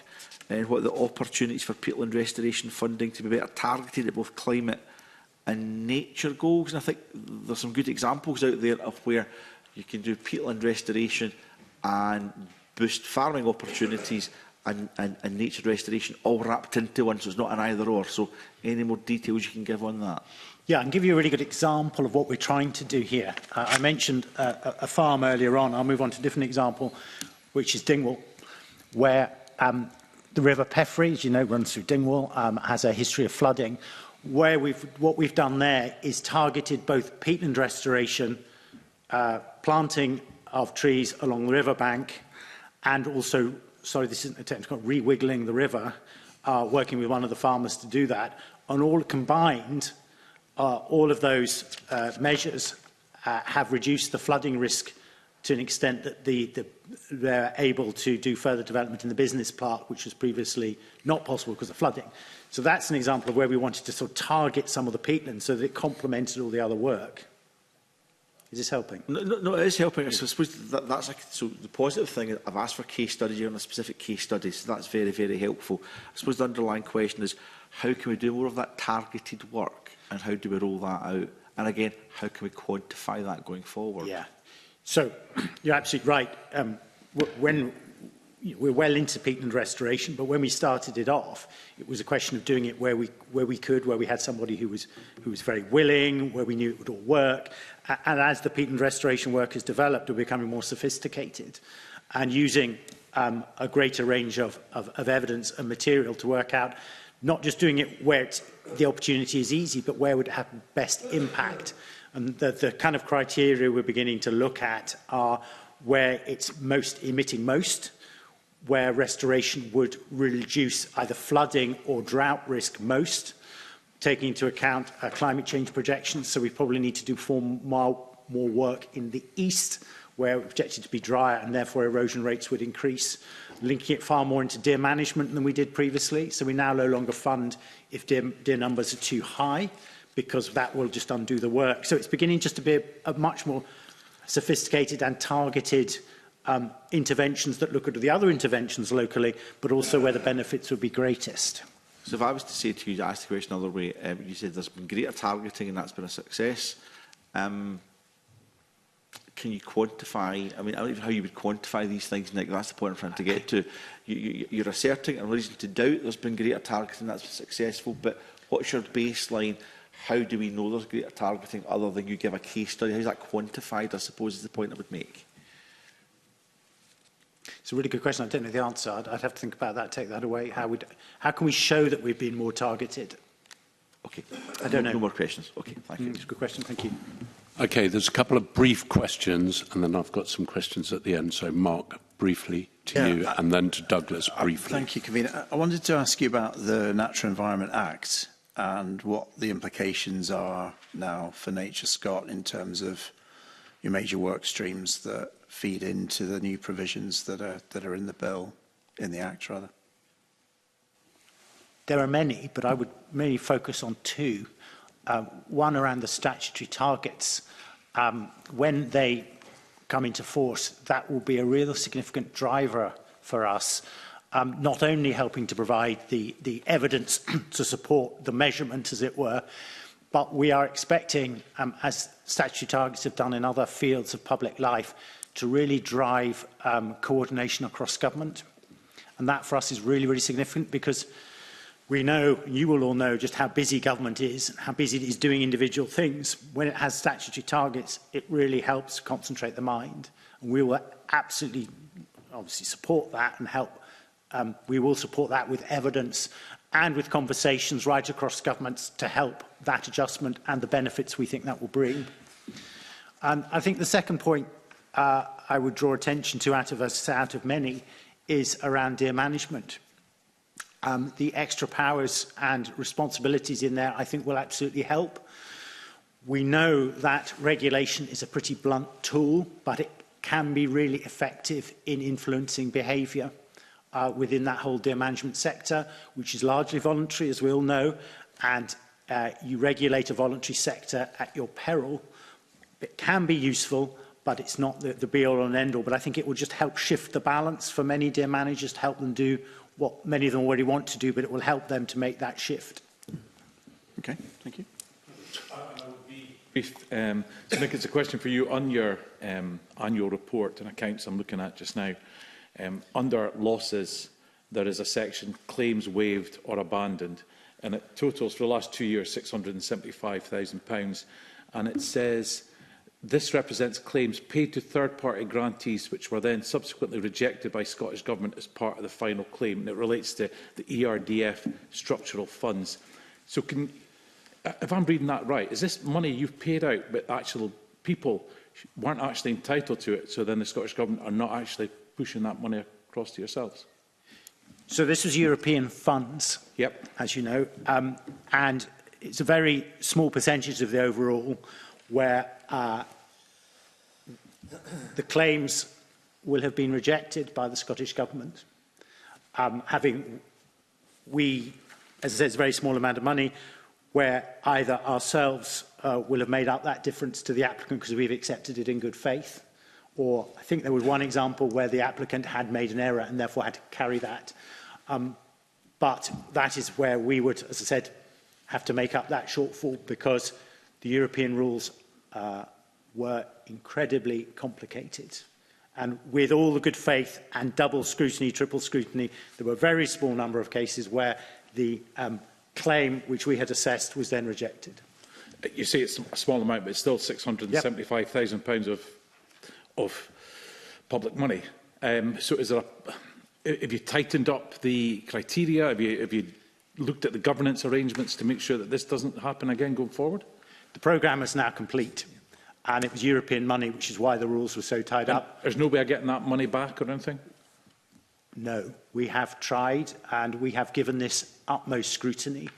The European rules are complex, changing, and open to interpretation, and that is why we had those considerable but percentage-wise small losses. Okay, thanks, Commissioner.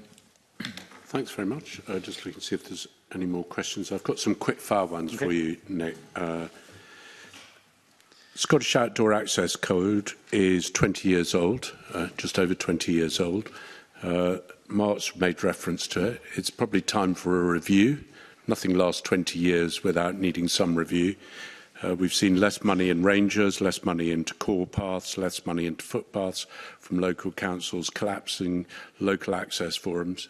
How can you say it's not time to review it and not one of your priorities? We have been undertaking refreshments as it's been going along. I would say the Scottish Outdoor Access Code has been, I think, one of this nation's great successes over the last 20 years. And I wouldn't disagree with that, but to keep it relevant, you've got to keep reviewing it. Which we do. What we don't think is the whole thing needs reviewing, but we keep updating individual elements of it as new things come forward, such as paddleboarding. I mean, Pete, you're an expert in this field, so I defer to you. The first time I was in this room was giving evidence on the Scottish Outdoor Access Code, which is 25 years ago. And as Nick says, my view then, well, he didn't say this, but my view then is the same as my view now. There's nothing wrong with the code. There's nothing wrong with the legislation associated with it. what there is, as you've highlighted, a changing resource environment, both because of increased access to the countryside, which is on the whole a very good thing, and also changing perceptions. The fact that there's been a push for review has come to the board, and we have agreed that there's no real case for that at the moment. And if I were to make a plea, it would be for the Outdoor Access Code to be a part of Scottish children's education from the day they start. This has been my world. The difficulty is making sure that that actually is understood properly and investment goes into it. And if I might make just one point across legislation, there is a residentials bill going through at the moment, which I've been involved in advising on. That residentials bill, if we are not careful, will focus primarily on what happens in those residential centres. And yet, with regard to access, we need to get young people to understand from a very early age that they can walk out the door, they experience certain rights and responsibilities which then need to be continued through the rest of their life, whenever they're in a range of different other environments beyond the local. In addition to that, there is an issue with increasing numbers of people coming to Scotland, bringing money into our economy, of course, who don't understand the Outdoor Access Code. And that's where there is a resource issue, and that's for Nick to deal with. But okay, that would be my take. Okay. Take you back to 2023, Nick. There was a great fanfare and a memorandum of understanding with Hamden & Co and Lombard Odier about releasing £2 billion or getting £2 billion to get invested in the environment. All to do with carbon credits. At a meeting last night, I heard the carbon credit market was the Wild West. How much of that £2 billion that was announced as potential in 2023 has actually materialised? Not very much of it so far. This is taking longer than we thought. As I mentioned earlier on, the markets are less confident than they were, and this is proving harder than we had thought it would be. Not harder, but it is just proving really difficult.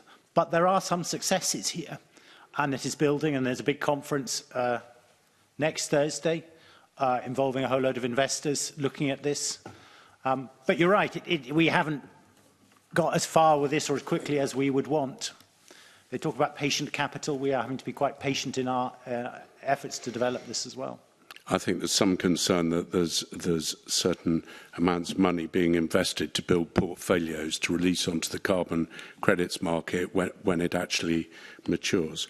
Turning to your report, if I may, Nick, 12 board members. You extended 7 of the board members whose first term was up on the 31st of March. It's a 4-year term.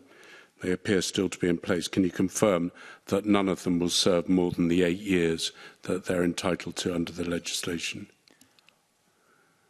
What I've said, it's not my decision, but in making those appointments, ministers will clearly have a view to the rules around board members. Too long in one job. It's good to have some churn, isn't it? 7 stepping down at the end of 2028 when their first term is up would be quite a big churn, with the other 4 going the next year. That would be a huge churn, wouldn't it? That might not be good, but it might be good to get some new blood in. Pete, I'm very happy you're one of those people that's been extended. You can tell me why. That's a good idea. Well, I'd love to say because I'm good at my job. I had a conversation with our chair about my extension, and I was aware that for a range of reasons, a number of board members were appointed at the same time as I was appointed. Now, this is my 5th year coming up, come April. I've been extended to the maximum, which is 8 years, according to the frame that Nick's just provided for you. And I said, I can go now, I can go after 1, 2 or 3 years or 4 years, because I realise you do need to get a change taking place over the period, rather than lose all your board members at once and then get another bunch in. So although there have been a new bunch of board members appointed, when it comes to the end of their first term, there will be a review. The current chair will ensure there's a review as to how long each one stays. And that depends partly on their responsibilities, and you would probably have to say on performance, though that's not my remit. So I think you can be assured that actually this is in the mind of our chair, Colin Galbraith. I'm just concerned that it seems to be a huge churn at one stage. Yeah, that's any proper organisation, in my mind, when they're planning ahead, would look to change 2 or 3 every couple of years. So there's a thing. That's precisely what he's doing. Sorry, I didn't. I understand that's what you're saying, yeah. but that's not possible to read into the report. Just seems like an extension. Turning to valuations, plant and equipment, land values held by the SNH have dropped. Must be the only land values in Scotland that have dropped. Why have they dropped? I'm not sure why they've dropped. I can't think why they've dropped. I'll need to check that for you. I wouldn't be so impertinent to suggest it was to do with the management. I'm sure there must be a reason in there, which you will get back to the committee on. Yes, as you know, we don't run them as commercial operations, but it is worth pointing out, as an aside, that we have peatland credits on one of our reserves, so we are actually doing one of the things we've been talking about, which is to look at alternative approaches. And we indeed have a hydro scheme on one of ours as well, which generates nicely for us. Well, probably all go up in value then. That's why I'm surprised. I will need to look into this to see why. Maybe a sale in there somewhere. And the other thing, just for clarity, I was looking at the pay rates across the organisation. I think the average pay is about 40,000 for your employees. Your predecessor was on somewhere between 115 and 120. Is that the range that you're in? That was the range. Well, the post when it was advertised was for 115. That didn't answer the question. Well, it's I'm asking you yes, if your pay yes. is within the 115 to 120 bag. Thank you. Simple answer. I think that's all our questions. I think there are some things that you've agreed to come back to the committee on. What I would just say, Nick and Pete, is the committee has a fairly short shelf life, I think would be the nicest way of describing it, before we go into election mode. I think our last meeting is on something like the 27th of March. I mean, the day, literally almost the day before the end of the thing. Could I ask that you respond as quickly as possible with the questions? The clerks will prompt you with the questions we're looking at answers for, just to make sure we get them on time. Thank you very much, and thank you for giving evidence this morning. And I'm going to suspend the meeting to allow a changeover of witnesses, and I'd ask the committee to be back here at 10:45. Thank you.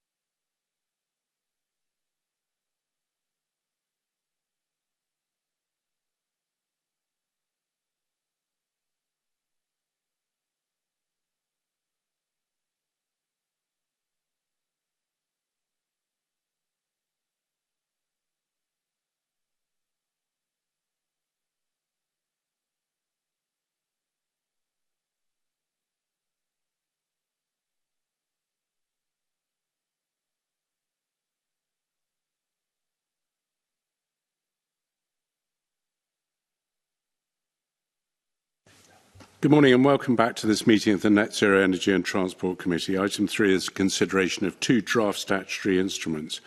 The National Bus Travel Concession Schemes Miscellaneous Amendment Scotland No. 2 Order 2026 and the National Bus Travel Concession Schemes Miscellaneous Amendment Scotland Order 2026.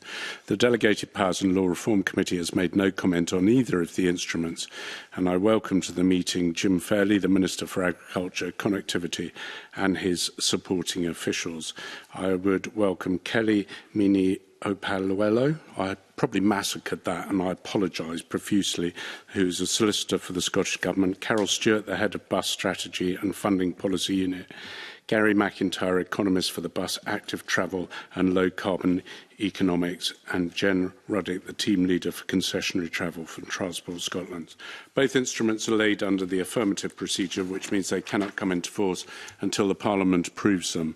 Following this evidence session, the committee will be invited to consider 2 separate approval motions, one for each instrument. I remind everyone that officials can speak under this item, but not in the debate that follows.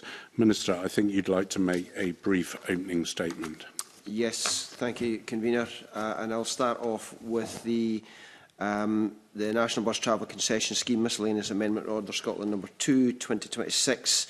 And this order gives effect to an agreement reached with the Confederation of Passenger Transport, representing Scottish bus operators. And it sets the reimbursement rate and cap level of funding for the National Bus Travel Concession Scheme for both older and disabled persons and young persons in 2026 to 2027. The order will enable reimbursement to bus operators for journeys made under both schemes after the expiry of the current reimbursement provision on the 31st of March 2026. It specifies that the new reimbursement rates and cap level of funding for both schemes for the next financial year to the 31st of March 2027. An updated reimbursement model for both schemes, which was agreed and developed in partnership with the industry, was used for the first time last year. This year, we have once again used this model to set the proposed rates and budget caps for the schemes, and the model uses the latest available data and evidence on industry costs, passenger demand and travel behaviours. The proposed reimbursement rate for the older and disabled person scheme in 2026-27 has been amended from 52.9% to 53% of the adult single fare, and capped level of the funding will be set at £248.2 million, which is an increase of £33.1 million from this year. The proposed reimbursement rates for the young person scheme for 26-27 are as follows. For the 5 to 15-year-olds at 48.1% of the adult single fare, and that's an increase of 0.2 percentage points from the current rate of 47.9%. For 16 to 21-year-olds, the rate will be 72.5%, and that's an increase of 0.1 points from the current rate of 72.4%. Since it began in 2022, the young person scheme has not been subject to a budget cap, as demand and patronage have been uncertain, and whilst the scheme has become established. However, the demand is now relatively stable, with uptake by young people reaching around 90% of the eligible population. Therefore, this order includes a budget cap to be applied to the young person scheme for 26-27 for the amount of £220.6 million. The National Concession Travel Schemes continue to deliver life-changing benefits, supporting social inclusion, embedding sustainable travel habits and supporting 2.4 million cardholders to access essential services.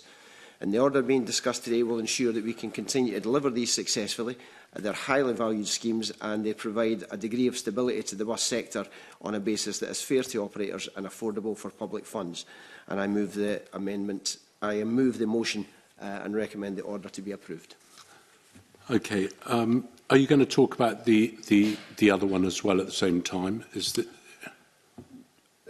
the two schemes, the two SSIs are completely different. They're not I understand linked. that, and we'll take a decision on them I'm very happy if we'll go to questions on both. If you'd like to do it that way, Minister, I'm happy with that.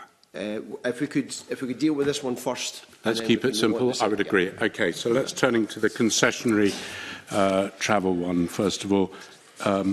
If you could help me, the 2 concessionary fare schemes amount to about 468.8 million, and the level 3 line in the budget for concessionary fares is 472.8 million, a difference of about 4 million.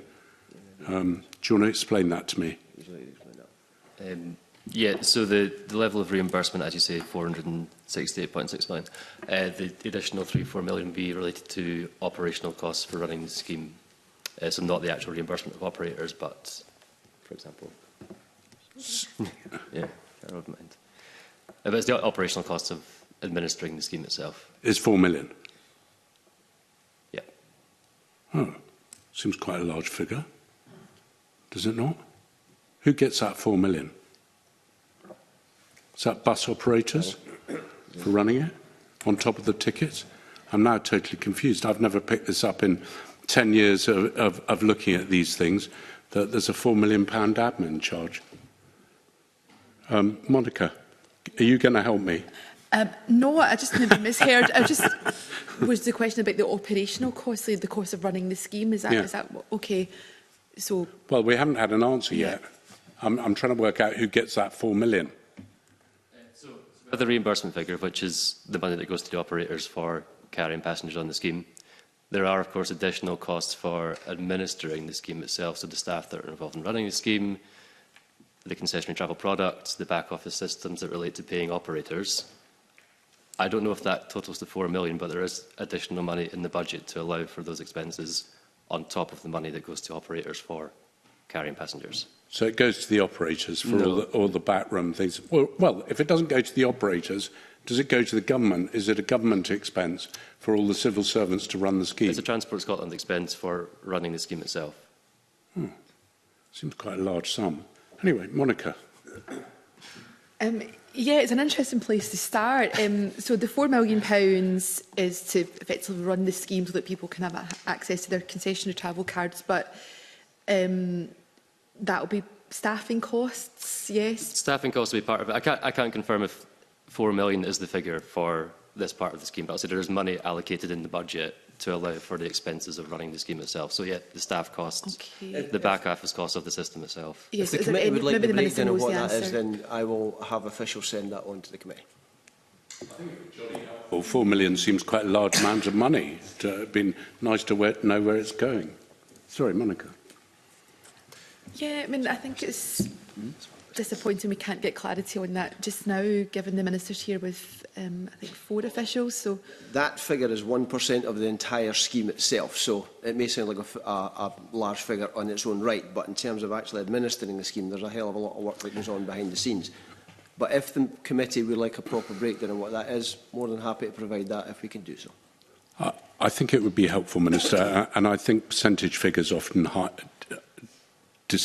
hide what the true cost is. We're saying it's £4 million. It might not be. It might only be 1%, but it's £4 million. Is £4 million in anyone's money? It's a huge amount of money to me.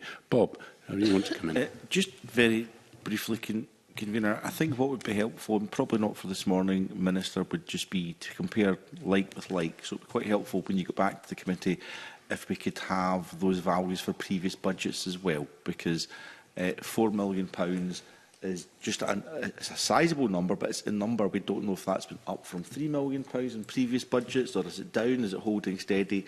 So I think to make it informed, it's more of a budgetary question, I think, rather than one for the statutory instrument. It would be quite helpful to have that set in context, Minister.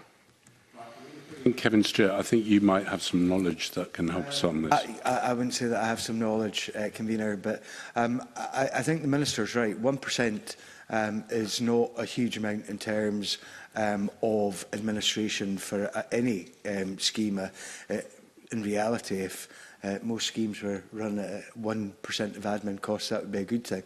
But in terms of the breakdown that the Minister has agreed to send to the committee, I think that, Minister, it would be very, very useful for the committee to get every aspect of that administration costs, including the scrutiny of the schemes itself, because I know that previously some folk have questioned around about possible abuses of the scheme by operators in terms of ticketing and all of the rest of it, for example. I know myself, as as Minister for a short period of time, you know, I asked for a fair amount of scrutiny and those kind of things to make sure that we were getting best value for money. So if we could have those breakdowns, including of the scrutiny in terms of that 1%, that would be, I think, wonderful, Convener. Thank you. Thanks. And are you nodding to that? Yes. Yeah. Okay, sorry, thank you. Just so we've got that on record. Any other questions? I've got a couple more. Mark, you go with yours. Yeah, I mean, there's, what, 2.2 million people that benefit from the two schemes, so 4 million seems like quite a low amount per card. But can I just ask you about the overall spend, though? So, you know, we're looking at, what, 472.8 million, half the Scottish bus industry income. I know the industry say this is, you know, neither a benefit nor a disbenefit to them. I mean, it's hard when you see those figures to see how it's not a massive benefit to the industry, and that there are substantial numbers of people who otherwise would not be travelling were it not for this investment by the government in these schemes, which is very welcome. But I'm just thinking about how do we get more out of this? I mean, what about the conditionality on the bus companies? What about the linkage between, you know, investment in better bus services, either at a community level or a regional level? What about the government's target on vehicle mileage reduction? I mean, are we getting the most out of this kind of investment?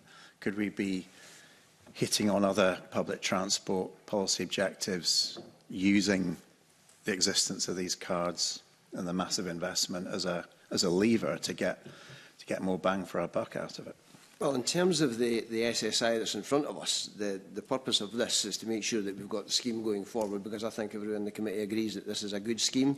It's one that we want to continue. It's helping to shape habit-forming travel habits. In terms of is it giving best bang for its buck, then, you know, the Fair Review said that we would review this, and that will be a role for the next Parliament to look at this, because you're right, it's a substantial amount of money, but it's an investment that is working for the people of Scotland. Then yes, I think it is, because it's giving, I know from the conversations I've had, particularly with younger people, the access that it's given them to education, to employment, to be able to keep up with friends and family, it's been enormous. So the value to them, to the people that are using the scheme, absolutely, I think it's incredibly useful. Is it doing enough to get more people out of their cars and using public transport? Is there more to be done in that? Are there other ways we can use that? There's always different ways to look at it, and the next Parliament, I'm quite sure, will take a look at the spend that's in this particular scheme and say, is that giving us as much as we want out of it? Another government may take a different view, and we'll just have to wait and see what the next government says. So what's the thinking in Transport Scotland on that? Is there creativity around how we could be using this huge investment to get more people out of cars? What's the offer for people out there? Are we linking this into travel planning for colleges, universities, workplaces? I don't know. In terms of transport policy, I mean, it's been fantastic, right? It's a great initiative that supports individuals.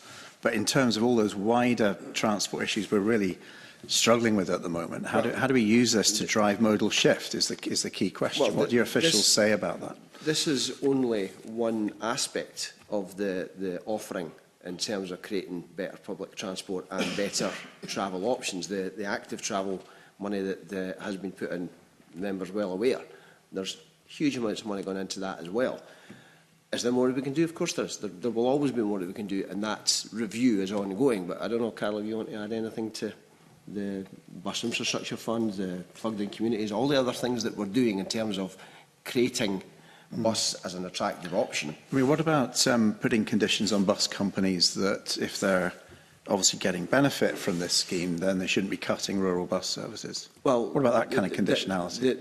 This particular scheme that this SSI is looking at is the conditions are that it's no better or no worse. So this isn't seen as a direct benefit, therefore it's putting more people on the bus. It's a no better, no worse, and that's why the rate goes slightly up or down.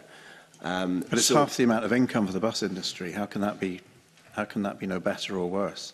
Would they miss it if it disappeared? Well, that would very much depend on how many people continue to use the bus, because there are a lot of people who won't have any other choice but to use the bus, and they would then end up paying for that themselves. So the people that would be hurt would be the passengers, not the bus companies. Okay. Do you want to add anything to Any that? thoughts on conditionality? No? Yeah, something to, I think, look at within the next parliamentary term, and there's a lot of different policy options that could be explored in terms of improving bus services, so looking at the implementation of the Transport Scotland Act hours, specific provision to support rural services in other areas, linking it to sort of car reduction policies on a regional basis. There's a whole suite of policy options that could sit alongside or be slightly better integrated with the concessionary travel schemes moving forward. Okay, thanks. Just last question. I'm aware that, at long last, a scheme was put in place to extend concessionary bus travel to people who are, trapped in the asylum system, no recourse to public funds, effectively destitute. And I believe that the current scheme, current budget for that ends the 31st of March. Will the government be extending that provision into next year? That would be a decision for the Cabinet to make, not for myself. Right. Okay. Thank you. I'm going to go to Monica, but just for clarity, I think I declared at the last meeting that I would be entitled to a bus pass. I'm sure no one else in this committee has to worry about that, but I am over 60. So on that swift note, moving on, Monica. I'm making no such declaration, but I would like to pick up, Minister, what you said about young people, those in education who tell you this really has been a game changer for them and they really value that. So, we know that the scheme is about opening up opportunities for young people as well as changing behaviours, and you talked about habit forming. I just wonder, through those conversations, are you open to this scheme expanding so that young people who perhaps become older than 22 but are still in education and training can continue to benefit from the scheme, just as they've maybe started to get used to the bus and then they no longer have the benefit of the card? So where do you sit on that issue? Again, that would be a discussion about how the budget that we have in the schemes is used and whether or not the next Parliament decides that that's a decision that they want to take. What we're discussing today is the SSI in front of us about the reimbursement rates. So you're taking this conversation into policy decisions that will be made by whoever forms the next government. Well, committees are always curious about the views of the minister, so I just wondered, you've had these conversations, you mentioned that young people are talking about the benefits, we're exploring what more could be done in terms of policy. Is it something that you think would be desirable if the funding was available? My view is that this scheme has been exceptionally successful. It's something that I'm very proud of. I think the government should be very proud of, that they've actually brought this in. It's something that I'm quite sure if our next government decides to expand it, then that will be for the next government to decide. Thank you. We've got some follow-up questions. Bob and then Douglas. Convener, mine is a very brief question. Convener, I do feel we're drifting somewhat from the underlying instrument before us. So I will just have a look at it in a very brief fashion. Can I ask the Minister just a little bit of caution in relation to any initial thoughts on how we could better use that quantum of cash? We've already had a bid from Mr Rusk, understandably, about conditionality on rural services. Ms Lennon, in relation to job seekers in colleges, and once a young person no longer qualifies for concessionary travel, there will be lots of other things put into mix, including regionalised aspects of it, and quantums of cash that goes to bus companies in Strathclyde region and other regions. Strathclyde's currently getting franchising at the moment, for example. So I think taking stock more generally of the quantum of cash to work in partnership with the regional transport authorities, perhaps giving them a bit more power also before coming to any final decision. So I wonder if the Minister believes we should be slightly cautious and have a wider review without any preconceived outcomes. I've got no preconceived outcomes whatsoever. I think Carol very eloquently talked about all of the things that could be done differently if that's what a government chose to do. But that will absolutely be for the next government and Parliament to decide. Okay, thank you. Thanks, Bob. Douglas. You Convener. Minister, can I just ask, how much does the free bus travel for asylum seekers cost at present per year? And is that within the 468.8 million figure for next year? I assume it's not, because you haven't decided on it. The asylum scheme is a pilot scheme just now. It's budgeted at £2 million.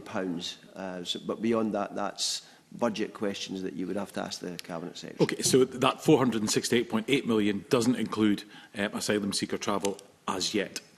So the people seeking asylum in Scotland who are already eligible for the National Concessionary Travel Schemes on the basis that they're under 22, over 60 or have an eligible disability are included in that overall figure. Okay, but all the others between 22 and 60, that's not included in the 468.8 million, is that correct? That's the additional two, yeah. Yeah, okay. And at present, it's not in the budget, so it would need to be added in the budget if the scheme, if it was to continue past March. Is that correct, Minister? Yes. Thank you. That's correct, isn't it? Yes. Yeah. Question from me just on that. Is there any evidence that the concessionary travel for under 22-year-olds has reduced the demand on school transport, and whether that there is any crossover there? I mean, I'm just intrigued because it may have an effect on that. There has been anecdotal evidence that some local authorities are, I'm going to be very careful how I word this, encouraging the use of an under-22 pass as opposed to having dedicated school transport.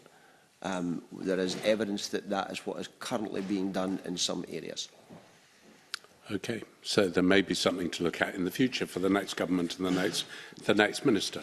Okay, right. Let's move to the National Bus Travel Concessionary Schemes Miscellaneous Amendment Order 2026. That's the one about the Code of Conduct. Minister, do you want to do a brief opening statement on that? Okay, so as we know, the free bus travel provided by the National Concessionary Travel Scheme is invaluable, as we have just discussed, for those who use them, and it's providing life-changing benefits for many people.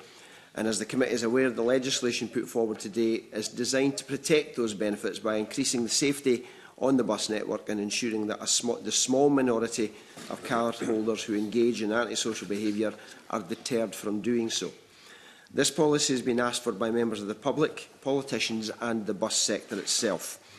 The legislation will allow access to concessionary travel to be suspended or withdrawn for anyone who breaches the Code of Conduct, setting out appropriate behaviour for those travelling on the bus network using their entitlement to free bus travel.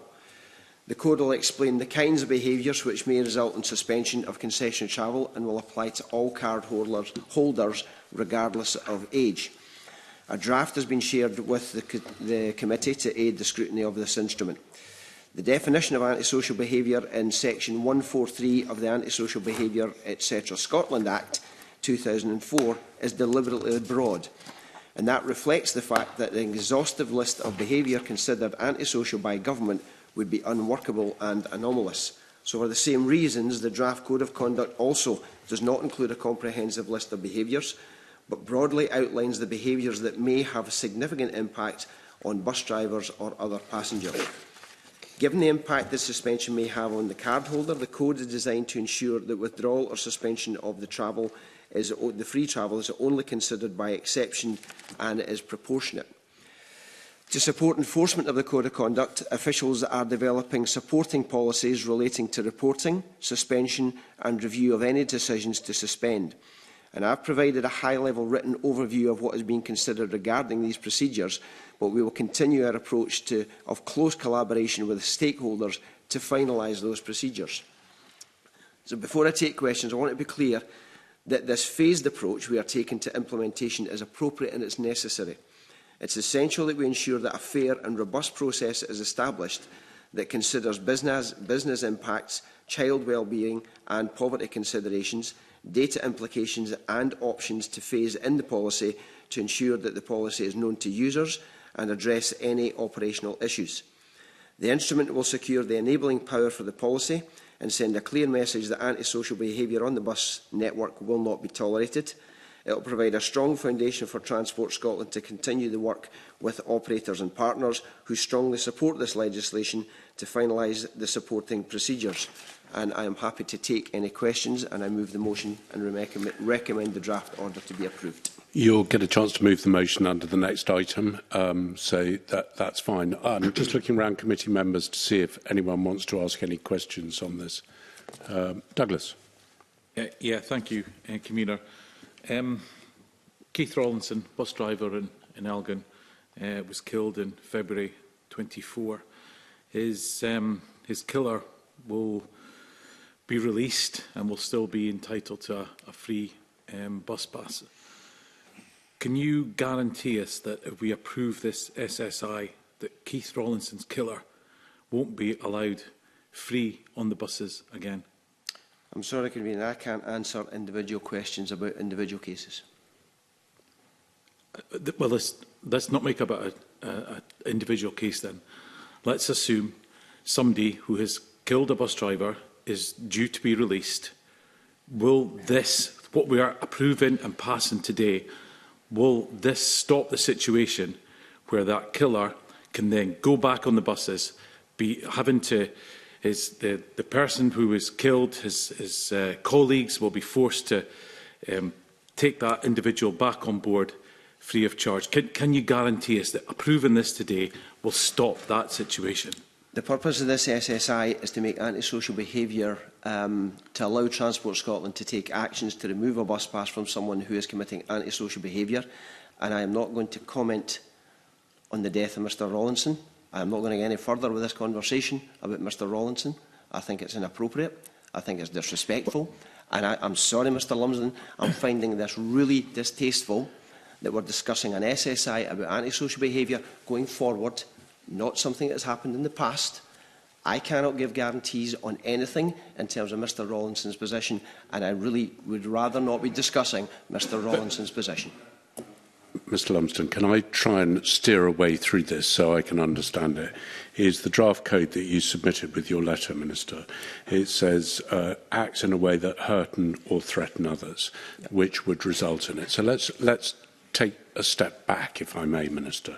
Thank you. So if somebody is hurt by somebody who's got concessionary travel, they would be in contravention of your draft code of conduct. Is that right? Yes, they would be. Right. So you then have the ability, under this code of conduct, or Transport Scotland do, when the bus company or Police Scotland report the rules, according to they have the option of doing nothing, send somebody a warning letter, or suspend the free travel. I think those are the three options. Good.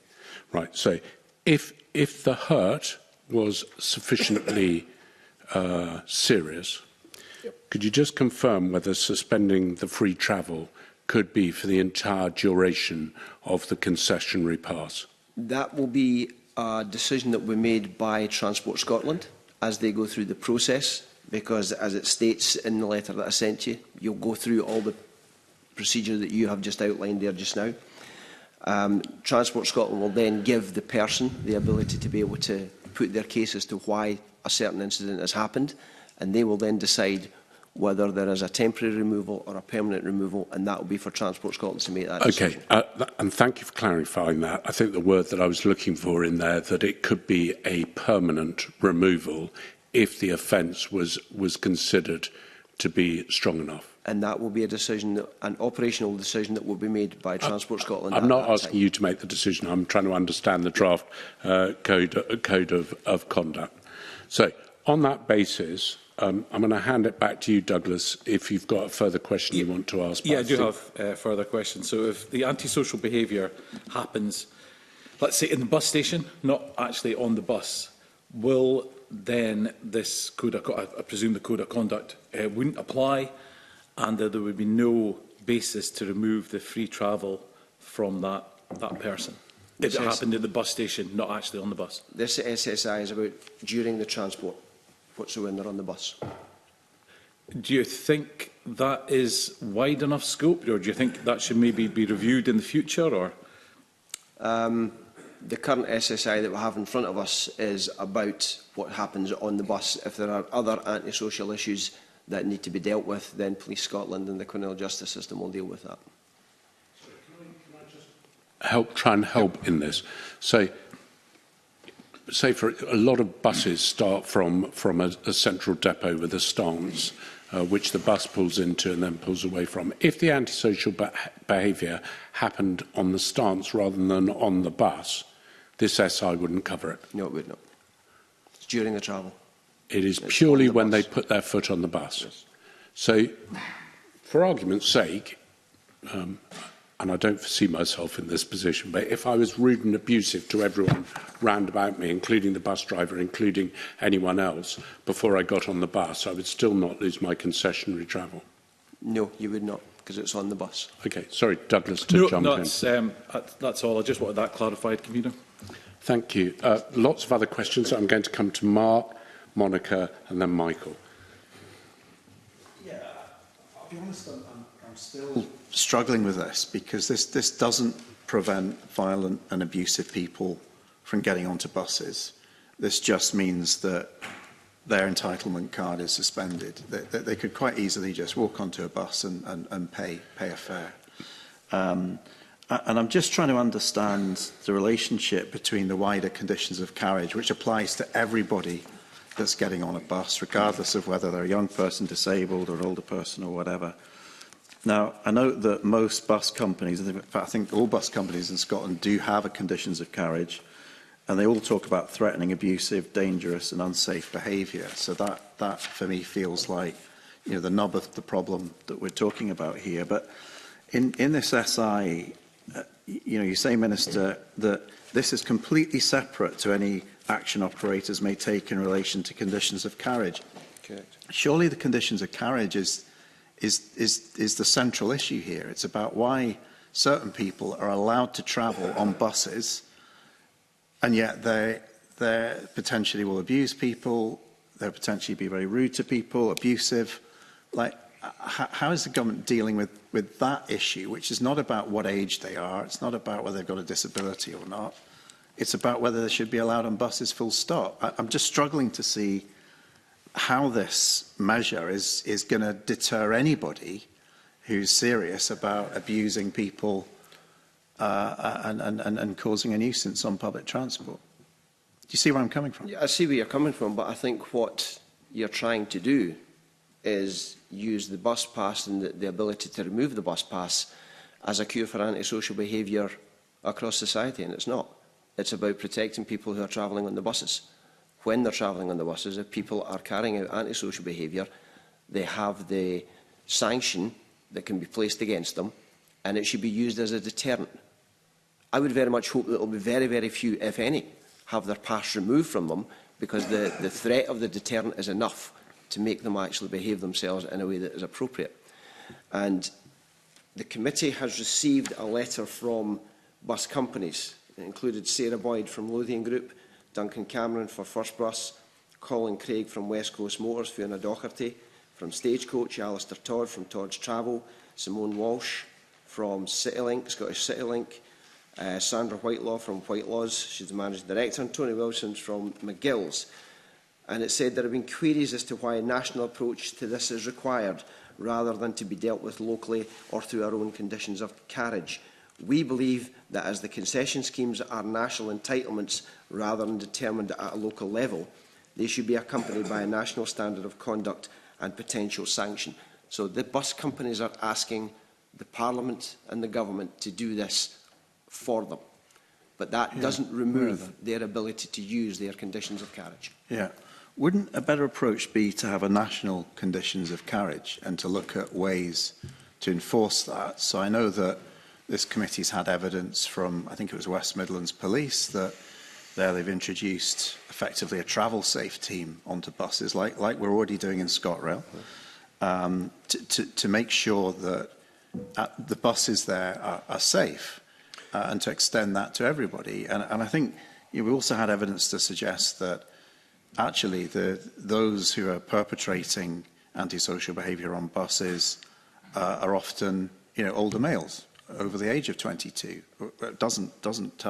Not touched by any of these schemes because they're not eligible for concessionary schemes. So I'm just trying to understand, what the government's national approach is to enforcing conditions of carriage and getting progress on this. We had the Cabinet Secretary, I think, for Justice last week that announced in relation to the railways 11 key actions that were agreed with the unions to make our railways safer. I'm just not seeing it with this. I'm seeing the bus companies arguing for a restriction on national entitlement card that I just don't see evidence this will lead to any behaviour change whatsoever. Can I just ask also, and just finally, just around the consultation on this? So clearly bus companies have been calling for this for a long time. I've been part of those conversations as well. But have you engaged with people who understand, particularly young people, so the Young Scot card operators, the Children's Young Persons Commissioner?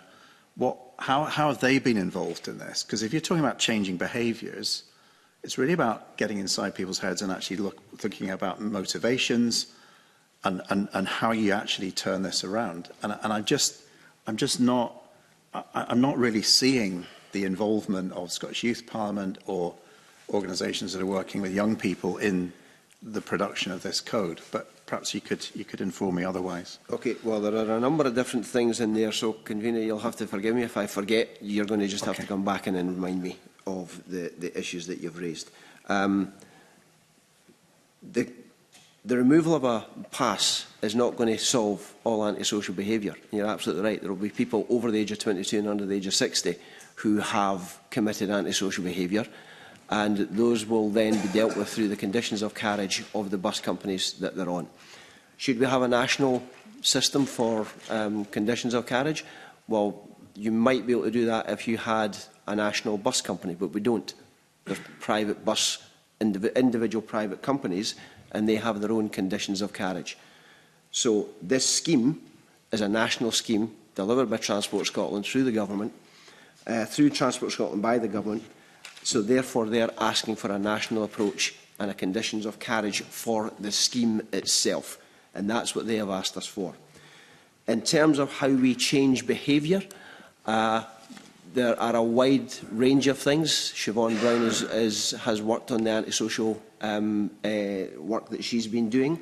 There are education facilities that we are going to be engaging with, making sure that young people understand the conditions of having their scheme, and older and disabled people, so that they understand the conditions around having the scheme. So they'll be given that as they're given their passes. We have engaged widely, very widely, including with the Youth Parliament.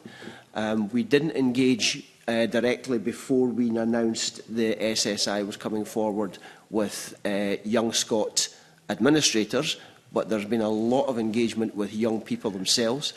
The Youth Parliament asked for that direct correspondence and that direct engagement with Carol and her colleague, and it was Carol that sat down with the Youth Parliament to discuss what it meant for them. Some of their concerns was about how they felt on buses. So there is a wider societal antisocial behaviour issue that we know is there, and the removal of a bus pass isn't going to solve all of that. But this allows us to have a deterrent in place, which has been asked for by the companies, by transport users themselves, and by Parliament. So that's what we're delivering. Okay.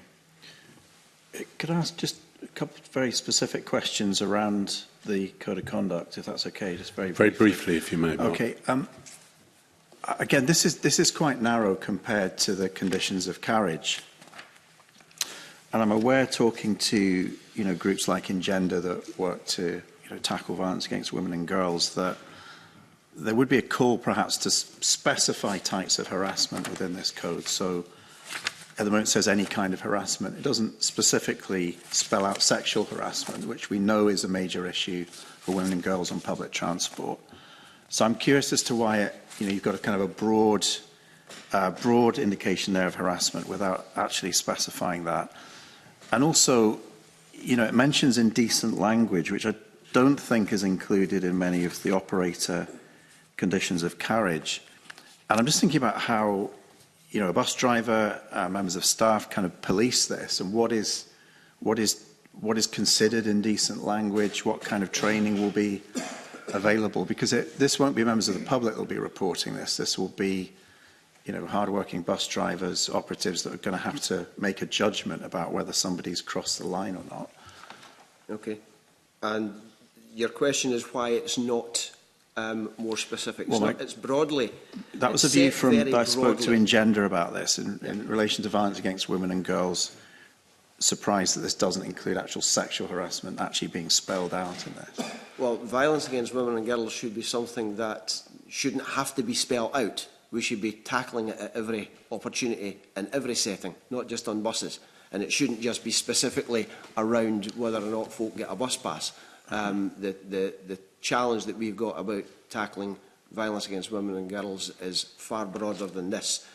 But in terms of why this is broadly laid out, it's to allow judgment to be made as to whether or not a pass should be removed. And that will then be a determination after, as we discussed with the convener, the process has been gone through, and Transport Scotland will then make that judgment and ask the person who has been reported what the conditions were that they believed that that situation was, and therefore the decision will be made then by Transport Scotland. As far as indecent language is concerned, abusive, threatening or indecent language, again, that will be a judgment because that will be an operational issue for Transport Scotland. Well, that's also a judgment for bus drivers to make as well in compiling the evidence for various types of harassment, indecent language. So what kind of national support will there be, or kind of guidance to ensure that if you get on a bus in Aberdeen or Edinburgh or whatever, there's full understanding of what this code of conduct means, and also that there's a full understanding about what the evidence is. Well, if you remember, Sarah Brett raised the previous meeting around people who've got Tourette's, for example. But is that indecent language? Well, if it is indecent language and somebody has got Tourette's and that is then discovered through the process that they go through to decide whether or not a bus pass is to be removed, then Transport Scotland will come to that conclusion. Right. Okay. So that's up to Transport Scotland to make that operational decision. Okay. There's a few follow-up questions. Monica, you're next, followed by the Deputy Convener. Thank you, Convener. I think for us to make a judgment today on the instrument, I think we do need to fully understand the intention of government here. What I'm not hearing clearly enough, and this is an opportunity to perhaps get it on the record so that people who are listening understand the government's position here, but I'm not hearing that there is a zero tolerance position when it comes to not just antisocial behaviour, but serious violence and abuse on Scotland's buses, because there are people at home today or at work today who are frightened to go on a bus. And to have a free bus pass or to be able to use Scotland's buses is a privilege to have. And if people don't respect that and don't have due regard to others, that puts other people at risk, and frankly it keeps people off our public transport network. So is the intention here to be robust and be very straight with people who are the victims of crime, that the government is on their side and has their back, and it's not just going to be a matter of this will go to officials and everyone will look at every case individually? Colleagues today here have alluded to very serious crimes that have happened. Mark Ruskell is very right to say that we have to name crimes like sexual assault and not just hide it behind the language of antisocial behaviour. Does the Minister agree with the points that I'm making? And on reflection, is it clear to people in Scotland who are behaving badly, who are engaging in criminality, that this measure that you're trying to put forward today will cover this whole range, this whole spectrum of behaviour? And does the Minister recognise that if we just talk about antisocial behaviour, it sounds often like things at the lower end of that spectrum? So you're talking about two different things. Is there a zero tolerance to violence? Absolutely. Of course there is. Particularly violence to women and girls. I would make I wouldn't be vague about that at all.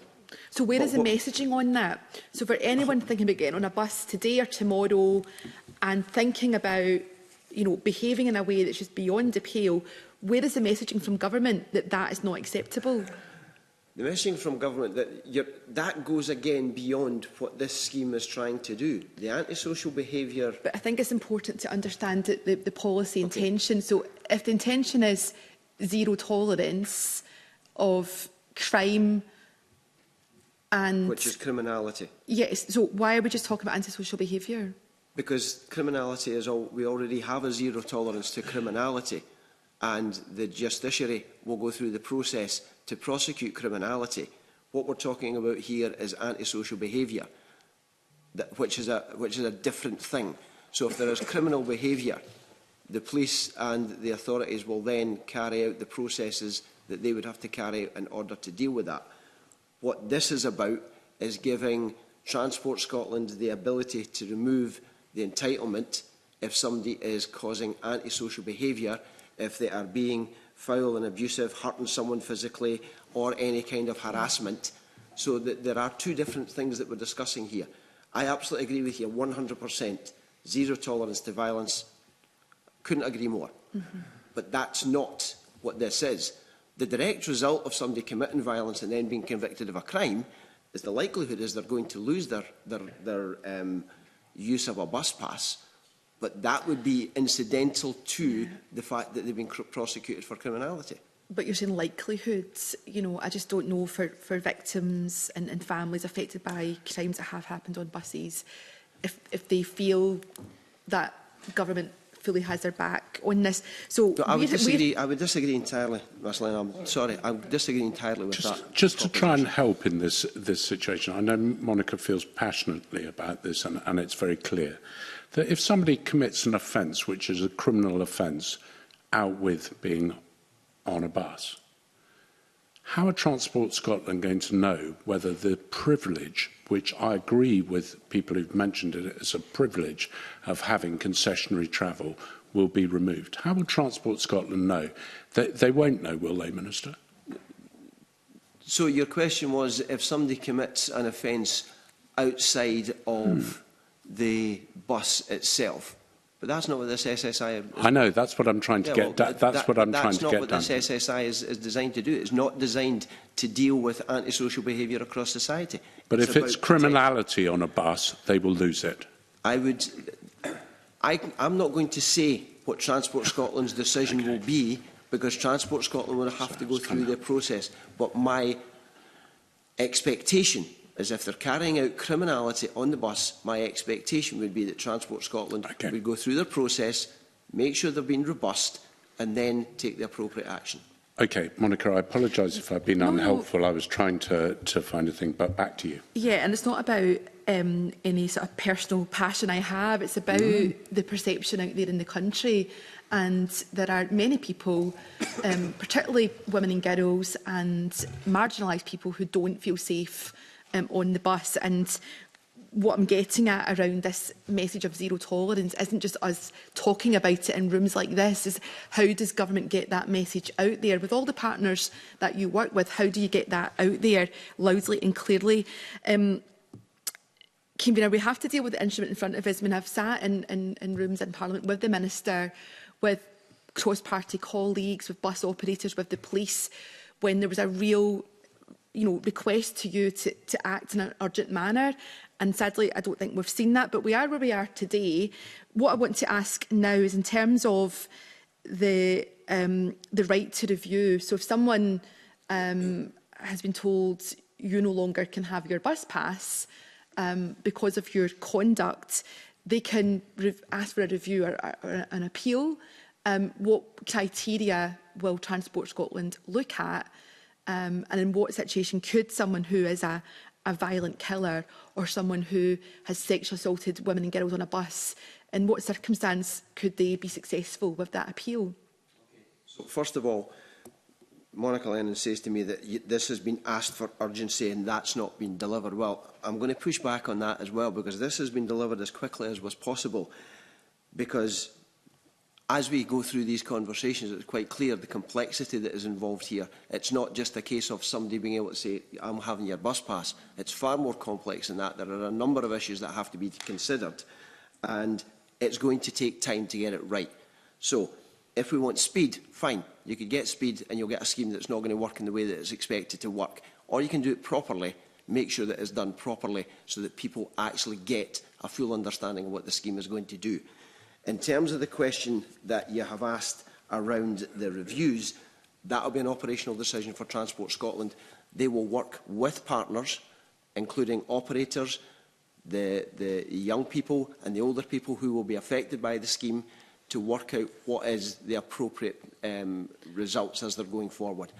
And those are looking at the operational aspects of getting the bill to the process of where it needs to be. So the SSI is about giving the power to be able to do it, and it's not unusual for us to then work through the guidance and the policy development with the partners that are actually going to be on the ground doing it, and that's not an unusual thing to be doing in a parliament. I just have to come back in because, you know, I'm listening very carefully to the Minister. I'll try and keep my remarks short here, but every time you're asked for clarification, you seem to be delegating that answer to somewhere else. This Parliament will want to know what it is we're being asked to support, both us today and when this goes to Parliament. I am not going to mention individual cases, but members of Parliament will have in their minds cases of very serious violence, sexual assault, other cases that they will have in mind that are in their constituencies or regions, and you're not able to tell the Parliament what your intention is. You know, you are the Minister, you have the responsibility, you have a lot of influence here, but you don't know what criteria would be available or when it would be acceptable for someone who has sexually assaulted a passenger or assaulted a bus driver, when it would be okay for them to retain a bus pass or win an appeal. You have no view on that, and you're just happy to leave that to others to decide in the future. No, I'm sorry, you're mischaracterising exactly. So you do have a view. Well, could you please tell us what your view is? It's not about whether I have a view or not. It's about the process that we're putting in place. It's about the fact that we are being asked by Parliament, by stakeholders, to put an SSI in place to allow the government, to allow Transport Scotland to go through a process to remove the right of somebody to have free bus travel. And I'm afraid you're completely mischaracterising what's been discussed here today. And that's unfortunate, because I hoped that, given that this has been a demand from the entire Parliament, that we would actually get to the point where this SSI gets passed on the basis of that's what's being asked for. Yeah, so this is called scrutiny. So in what situation, Minister, do you think it's okay that someone who has seriously harmed a passenger or a bus driver should be allowed to retain their free bus pass or win an appeal to get it back? Please tell me in what circumstance that's okay. We've already discussed that. If there is an incident that takes place on a bus and something happens on the bus, that will then be scrutinised by Transport Scotland in conjunction with the discussions that they've had with stakeholders as to when it's appropriate to remove a bus pass or not. It's not something we're going to sit here and give a prescriptive list to. I've also said that it is deliberately broad to allow the proper scrutiny by Transport Scotland in their wisdom to decide whether or not the pass should be removed. The final point then, so Minister, what you're saying is you've designed it in a way that there will be discretion for civil servants to decide that someone who has committed a serious crime, caused harm to others, would be able to continue to use the bus using the concessionary travel card. That's not what we've done. Again, you are mischaracterising what has been said. It's quite clear what the draft code of conduct has said. If you are acting in a way that hurts or threatens others, some examples, and it is some examples, hurting someone physically, that's a criminal act. Using abusive, threatening or indecent language, is that antisocial behaviour, or how does that get constituted? How does that decided? Any kind of harassment. So are they being racially abusive? Mark Ruskell has just asked about somebody with Tourette's. If somebody is using indecent language and they've got Tourette's, that then has to be viewed by the officials in Transport Scotland before any decision is made about whether or not to remove the pass from that individual. So it would have to be done on an individual basis. And more importantly, this should be about a deterrent rather than something that is going to be a normal process. I'd very much hope that this is a deterrent, because this is about antisocial behaviour on buses. It's not going to solve the criminal justice system across Scotland. Camilla, I'll hand back to you, but I think it is unfortunate the Minister has been, extremely vague about this. We're designing a process here that could allow for any number of outcomes. And I'm asking the Minister not to get drawn into individual cases, but is it his intention that someone who's committed a serious crime on a bus or antisocial behaviour could retain the right to use that bus pass? And he can't rule that out, and I just feel it's a very straightforward question. Okay, and we've taken it quite roundabout thing, and I'm not sure we've got any further, or you've got the satisfactory answer for you, but I'm going to have to move on to other questions, so I apologise, Monica. I'm going to come to the Deputy Convener, Mike Matheson. Good morning. Can I just deal with the process here, maybe take a step back from the exchange we've had with Monica Lennon? What's the evidential threshold which will be used for determining any decision to remove an individual's bus pass for committing an offence on the bus? Again, that will have to be worked through with the Transport Scotland officials, stakeholders, and it will have to be done on an individual basis because there is a huge amount of complexity in this. So I can't tell you what that exact threshold will be because it's going to have to be worked out operationally. I'm not asking for the exact threshold. I'm asking is it, I presume it's going to be done on the basis of on the balance of probabilities rather than beyond reasonable doubt. I'm trying to, that would be the evidential threshold. So this is a civil matter, it's not a criminal matter. Yep. So therefore it would be on the balance of probabilities would be the threshold. A criminal matter in the courts has got to be proven beyond reasonable doubt, which obviously this is not a court, it's not going to be a court of law that's going to be determining these matters. So I presume the evidential basis will be that it's on the balance of probabilities. As I said, and I think it was my opening exchange with the convener, 95% of buses on Scotland now have CCTV. There will be reports from the driver, potentially other passengers, but the evidence will be presented to, when a report is made, it will be presented to Transport Scotland officials. They will then go through the process of working out whether or not the balance has been crossed to allow somebody's pass to be taken away from them. Yeah, I presume, but I don't know who's a lawyer. It's amongst the officials here. Do you have a lawyer? Yeah. So Kelly, so what's the balance? What is the evidential basis on which? What's the balance? What's the threshold that's intended for this scheme to operate? As you said, excuse me. It's not a criminal matter, so there's not a requirement that it's the same evidential basis for a criminal matter. And Transport Scotland is working through in consultation with stakeholders a proper, fair, accountable process. Yeah, so it'll be in the balance of probabilities then. If it's going to be beyond reasonable doubt, you're going to have to call witnesses, etc., and everything. Sorry? There's no requirement that it's the same for. Well, it doesn't matter if there was a requirement to do that. You'd have to be calling witnesses, and you'd have to, etc. So it's got to be in the balance of probabilities. Surely that's a settled position. It's got to be in that basis, which means that if someone commits an offence in a bus and they're subsequently convicted for it in a criminal court, they're going to lose their pass. It doesn't matter what the offence is. As soon as they're convicted, they've been convicted on a higher threshold than is required for the removal of their bus pass. So it seems to me in the issue around this issue about if someone commits a serious offence on a bus and they're convicted of it, they're losing their pass. Without doubt. I said that would be my expectation, but it will not be a ministerial decision. I understand. I'm not asking about whose decision it is. So I'm just trying to establish here there has to be an evidential threshold. The evidential threshold has got to be in the balance of probabilities. I can't see how you can do it any other way unless you're going to set up a court of law just to deal with bus passes. But if someone commits an offence in a bus, then they are subsequently convicted of it in a criminal court, bus pass is gone because you've already exceeded the threshold for the justification for removing the bus pass. I think we should just be clear about that. And I think that deals with the issue about whether someone commits a sexual offence or on a bus and they're convicted of it, whether their bus pass is going to be removed or not. It, of course, requires for it to be referred into the system in order for that to be initiated as well.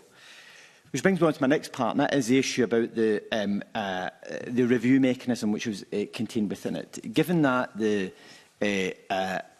given the review mechanism goes back into Transport Scotland, I presume, you may not have the detail of this yet, but I presume that any decision maker on reviewing a matter would be someone who would be out with the original decision-making process, whether they are in a different part of Transport Scotland or whether they are in a different part of the government or elsewhere. I presume the intention is that there would be a separation of that decision-making process and the individuals who would be involved in the decision-making process. Well, the first part of that you said, I can absolutely tell you that, yes, that is still being developed about what the review process is going to be. And Carol, you'll be more operational than that at that level, so you may have further to add in terms of whether it will be somebody independently from the first decision that was made. Yes, in terms of the review process, it would require to be a further independent review of the decision that was taken and the kind of length and duration of the suspension or withdrawal of the card. So it will be an independent person that will review the matter? Separate to the first Separate. And can I just clarify, what exactly will the individual who is bus pass is potentially being removed, what is it they will receive? They will receive notification from Transport Scotland. Will they receive the evidence that has been submitted by either the bus company or the police to support the reasons for the removal of their bus pass? Will they receive those details so that when they're responding to the request to respond to any application, that they understand the details of what they're responding to? Yeah, there'll be a letter that's issued to the person that's subject to a suspension process, and that will set out essentially a summary of the situation and the decision that has been taken and the process that is in place to request a review of that decision. Okay, thanks. Okay, I'm going to go to Bob next, followed by Kevin. Thanks, Convener. Good morning. Just about good morning still, Minister. I thought it was really interesting but important exchanges with both Monica Lennon and the Deputy Convener. I'd written down the words independent from ministerial decision making. So, Minister, you were asked some quite specific judgment calls from Douglas Lumsden about whether a bus pass would be removed, and then generally some really quite disturbing crimes and whether you could confirm a bus pass would be removed. I felt during those exchanges the point you were trying to make, Minister, with actually spelling it out, is that you couldn't confirm that simply because to do so would mean you would be waiving your commitment to making sure the decision-making of Transport Scotland was independent from ministerial interference. So it would be helpful if you could say whether that is or is not the case. You have far more eloquently put it than I have, yes. It's not a ministerial decision. It will be an operational decision for Transport Scotland. Right. I think that's helpful. But that was important exchanges, though, just to bottom that out and get that clarified. On balance, I think I welcome that the code of conduct is rather broad. Again, I thought it was important. We heard about specific examples that could be put on there as unacceptable behaviour, but I was left thinking that as soon as we start listing unacceptable behaviour against certain groups, then one group will be missed out, and quite rightly, I mean, if you're a disabled person and that wasn't on the list, or if you're another protected characteristic and that wasn't on the list, there could be some issues around that. So I think keeping it broad is right, but I suppose I would ask to operationalise this, will there be guidance produced to support Transport Scotland making decisions which might involve gender-based violence and abuse, ableism, what have you? So can you say a little bit more about guidance that would support that decision-making? So, what I was trying to say earlier on is that there will be very wide engagement about what the operational side of this will be and who's going to have those discussions with Transport Scotland. It will be across a very broad spectrum so that we've got the fullest understanding of how this can be implemented, because it is complex and it's not very... there has been a very simplified demand from a number of people saying just get the bus passes off them, and it's not that easy. There's a lot of complexity in there. So Carol and her colleagues will be taking time to work through it. That's why this is taking the length of time that it is, because we need to work our way through all of those things and make sure we've got proper guidance that understands people's positions. Can I just push a little bit further on the idea of guidance? Give an example of a theoretical incident. Unfortunately, it will happen in practice. Of course, it will. These things do. A racialised slur with context, but it's clearly intimidating and designed to hurt and offend an individual. I mean, the broad code of conduct says that that's harassment. You know, that's offensive. It would count, but it's not on a list anywhere. And I think that's the point Ms Lennon was seeking to make. It's not written down anywhere. Will the guidance expand a little bit more without producing a definitive list to give examples of the types of incidents that could be subject to action? Right. So Carol's going to be the one who will be working on this. So where would you go with it from there, Carol? We will produce guidance both for scheme users, so 2.4 million people that use the schemes. We will also produce guidance and provide support to the bus operators, and also ensure that bus drivers are trained, that they kind of understand the policy and what the processes are. We will also develop a decision-making framework for use within Transport Scotland to help guide those decisions. And yeah, I think it's perfectly possible to use some example scenarios within the guidance to passengers and to operators, just to give an indication of how a particular incident would be dealt with under the procedures and what the outcome of that would be through, the review process. Yeah, using those as an example is probably very helpful. Okay, that gives a degree of reassurance. There was also an exchange with Mr Ruskell about conditions of carriage. I remember last time I told you, I just read First Bus conditions of carriage. We're not bereheating the content of First Bus's condition of carriage, but I wonder if that's really a bit of a red herring, Minister, because in my dealings as a constituency MSP in relation to antisocial behaviour on buses, I rarely have discussions about conditions of carriage. I do have conditions with, and I have to say, First Bus have been excellent in relation to where there are routes where there could be issues, a bit of good quality driver training and driver continuity, so the same drivers on the same routes consistently and are experienced, know what to expect and how to handle it, good driver training, good partnership with Police Scotland, good partnership with local organisations in an area where there could be pinch points, where there could be very specific localised issues with antisocial behaviour, key risk times in the day of night where antisocial behaviour is most likely to flare up, and the bus stop environment. Is there certain areas and the environment, improvements that can be made to deal with all that. But at no point do we talk about let's get the conditions of carriage out, Convener. It's not what we do.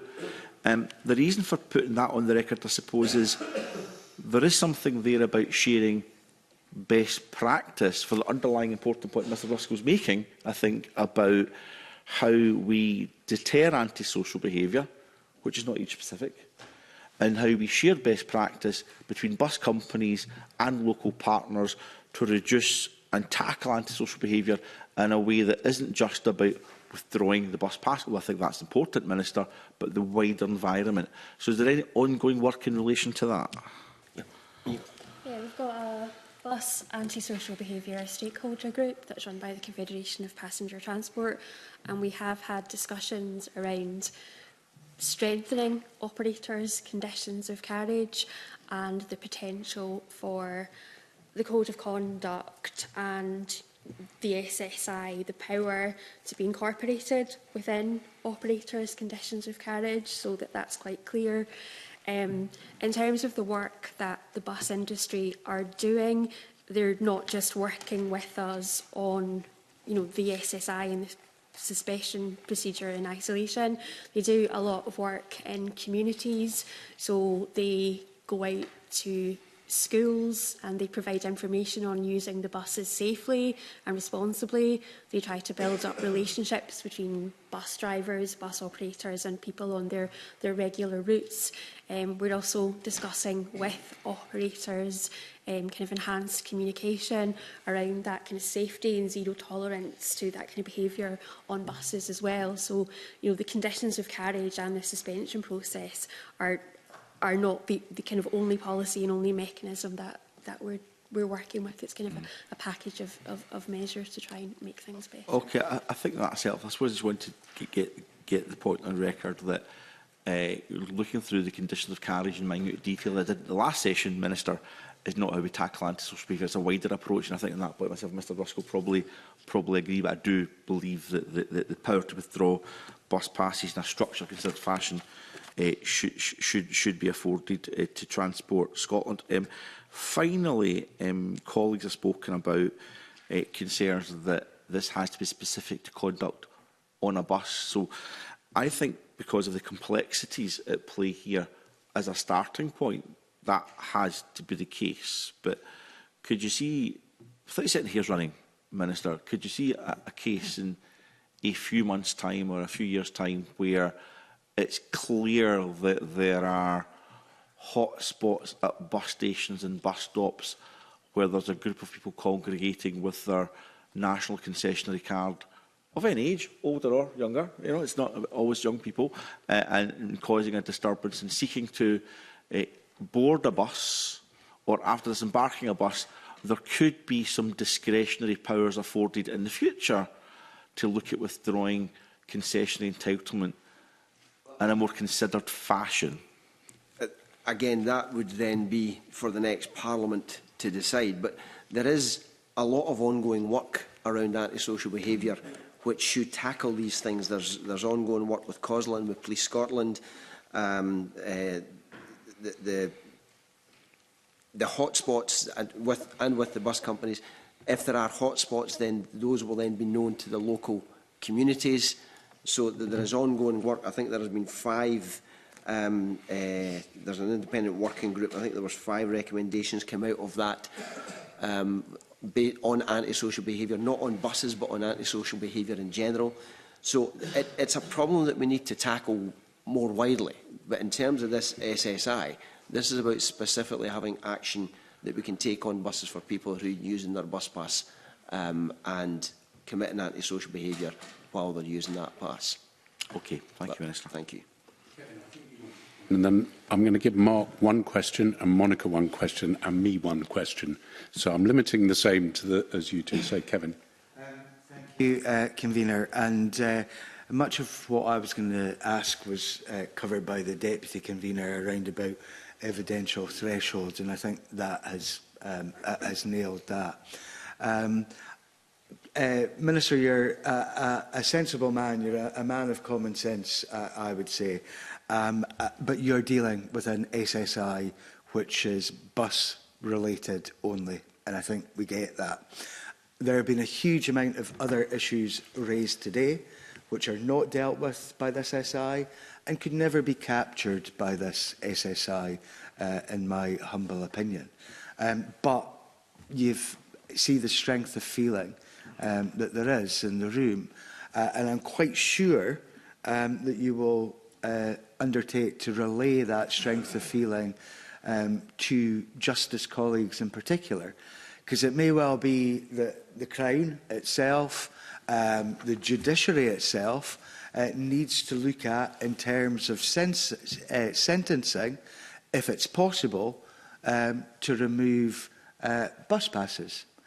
So my simple question is, will you relay some of the strength of feeling that has been put in play today and talk to Justice colleagues and ask them to speak to the Crown and the judiciary to see if anything else is required to remove bus passes from folks who are committing antisocial and criminal acts out with buses, please.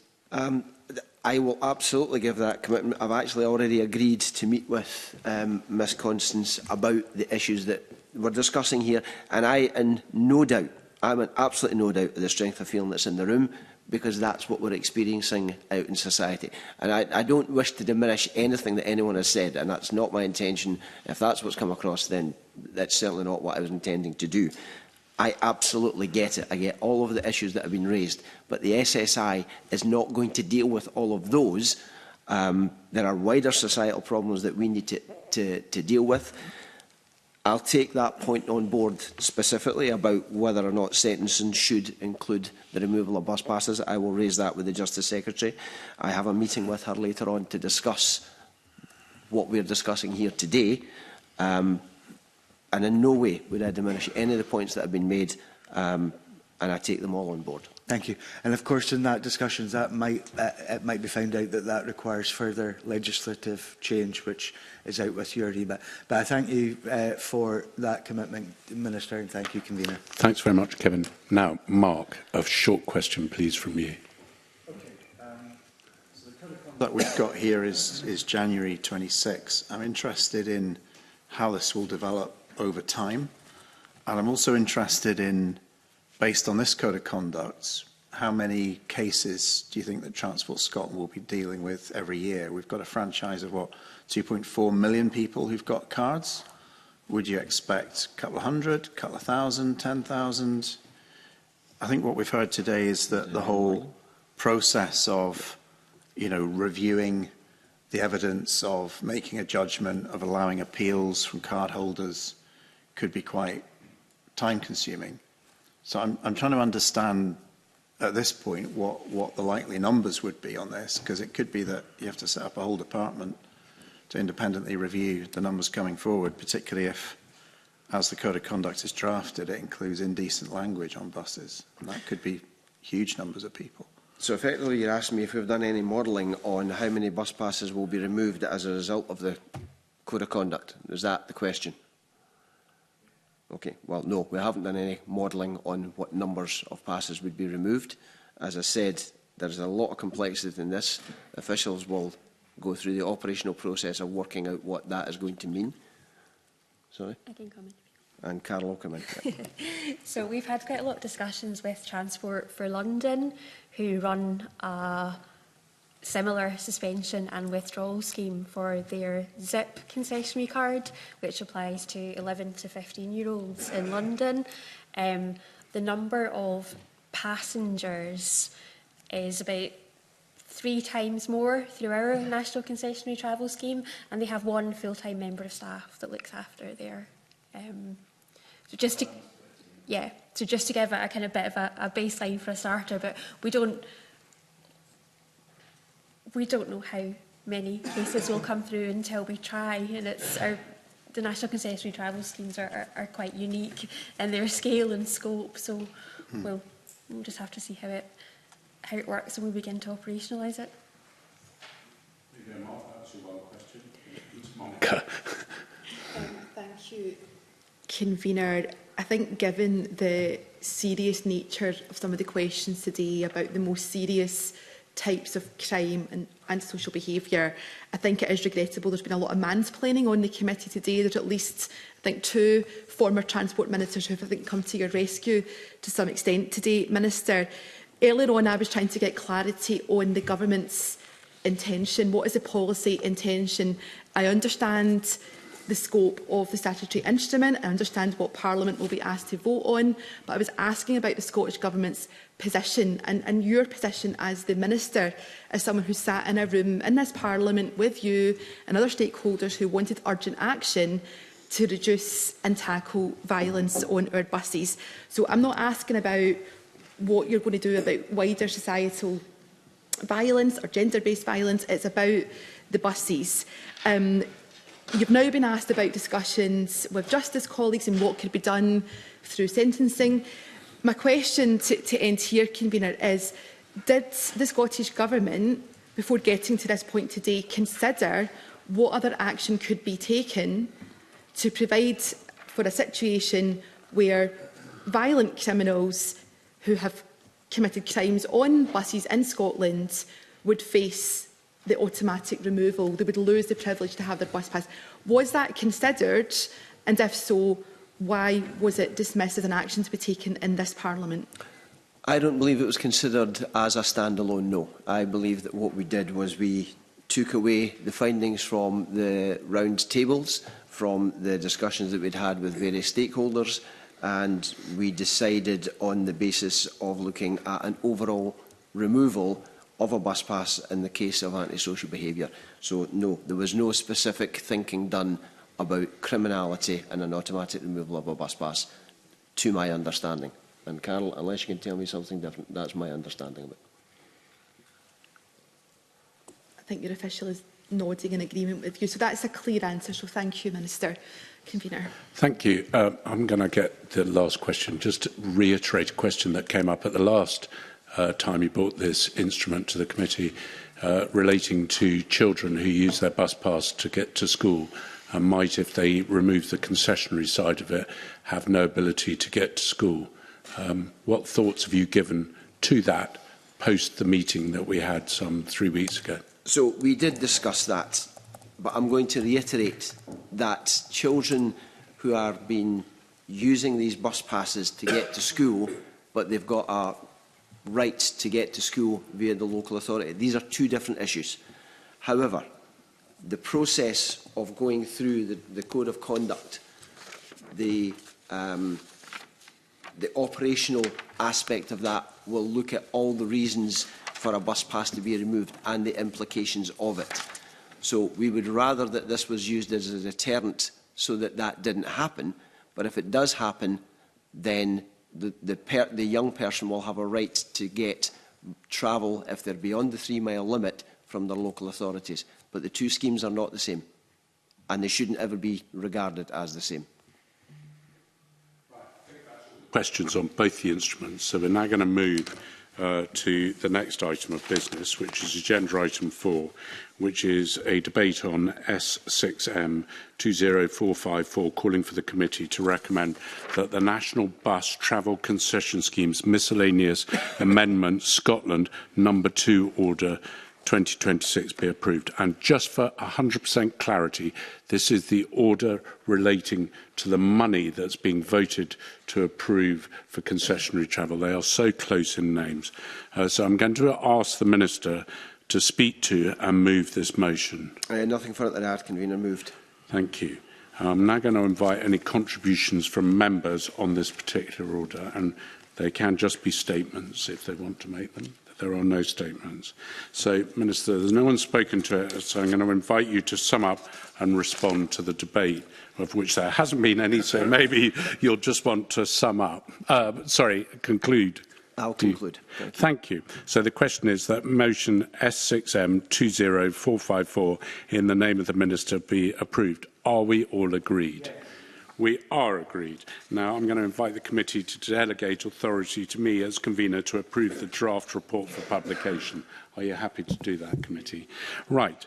We are now going to move to item 5, which is a debate on S6M 20799, calling for the committee to recommend that the National Bus Travel Concessionary Scheme's Miscellaneous Amendment Scotland Order 2026 be approved. And this is in relation to concessionary travel and the removal of passes.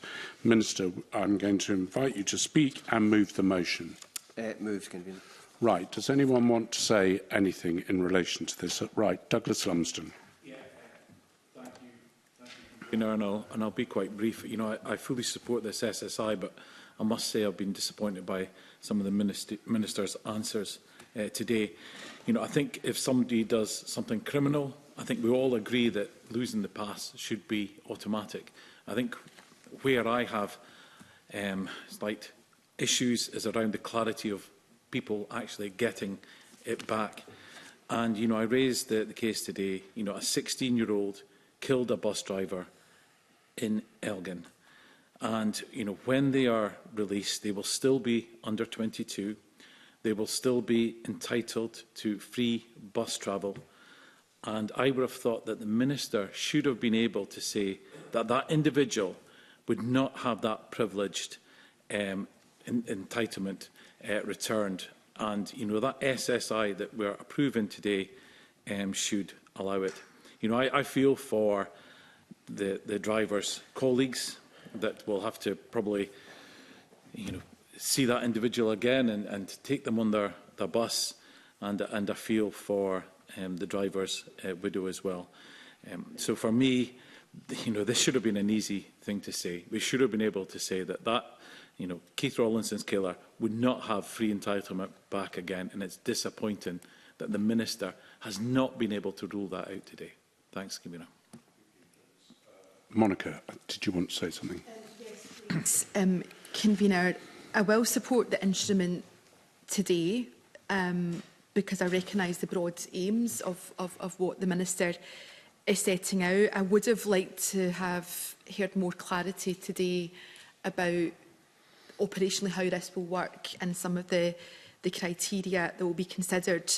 I think we got there towards the end, but I do feel disappointed that there has been a missed opportunity to take further action that sounds like it should have been discussed more closely with the Justice, the Cabinet Secretary for Justice, who the Minister believes is going to meet. But we've heard about, I will take the Minister in a second, we've heard about things that could happen and maybe for the next Parliament, but these issues have been discussed the last couple of years now in the Parliament with strong interest across the Parliament from different parties, lots of stakeholders, and I just feel that today there will be lots of victims and families who feel disappointed, but I'll hear from the Minister. So I would like to understand what Monica Lennon thinks is the missed opportunity in terms of what it is that we're trying to achieve with this particular SSI. And I do not, under any circumstance, try to minimise the points that you have made during the discussion. And I absolutely do not do that.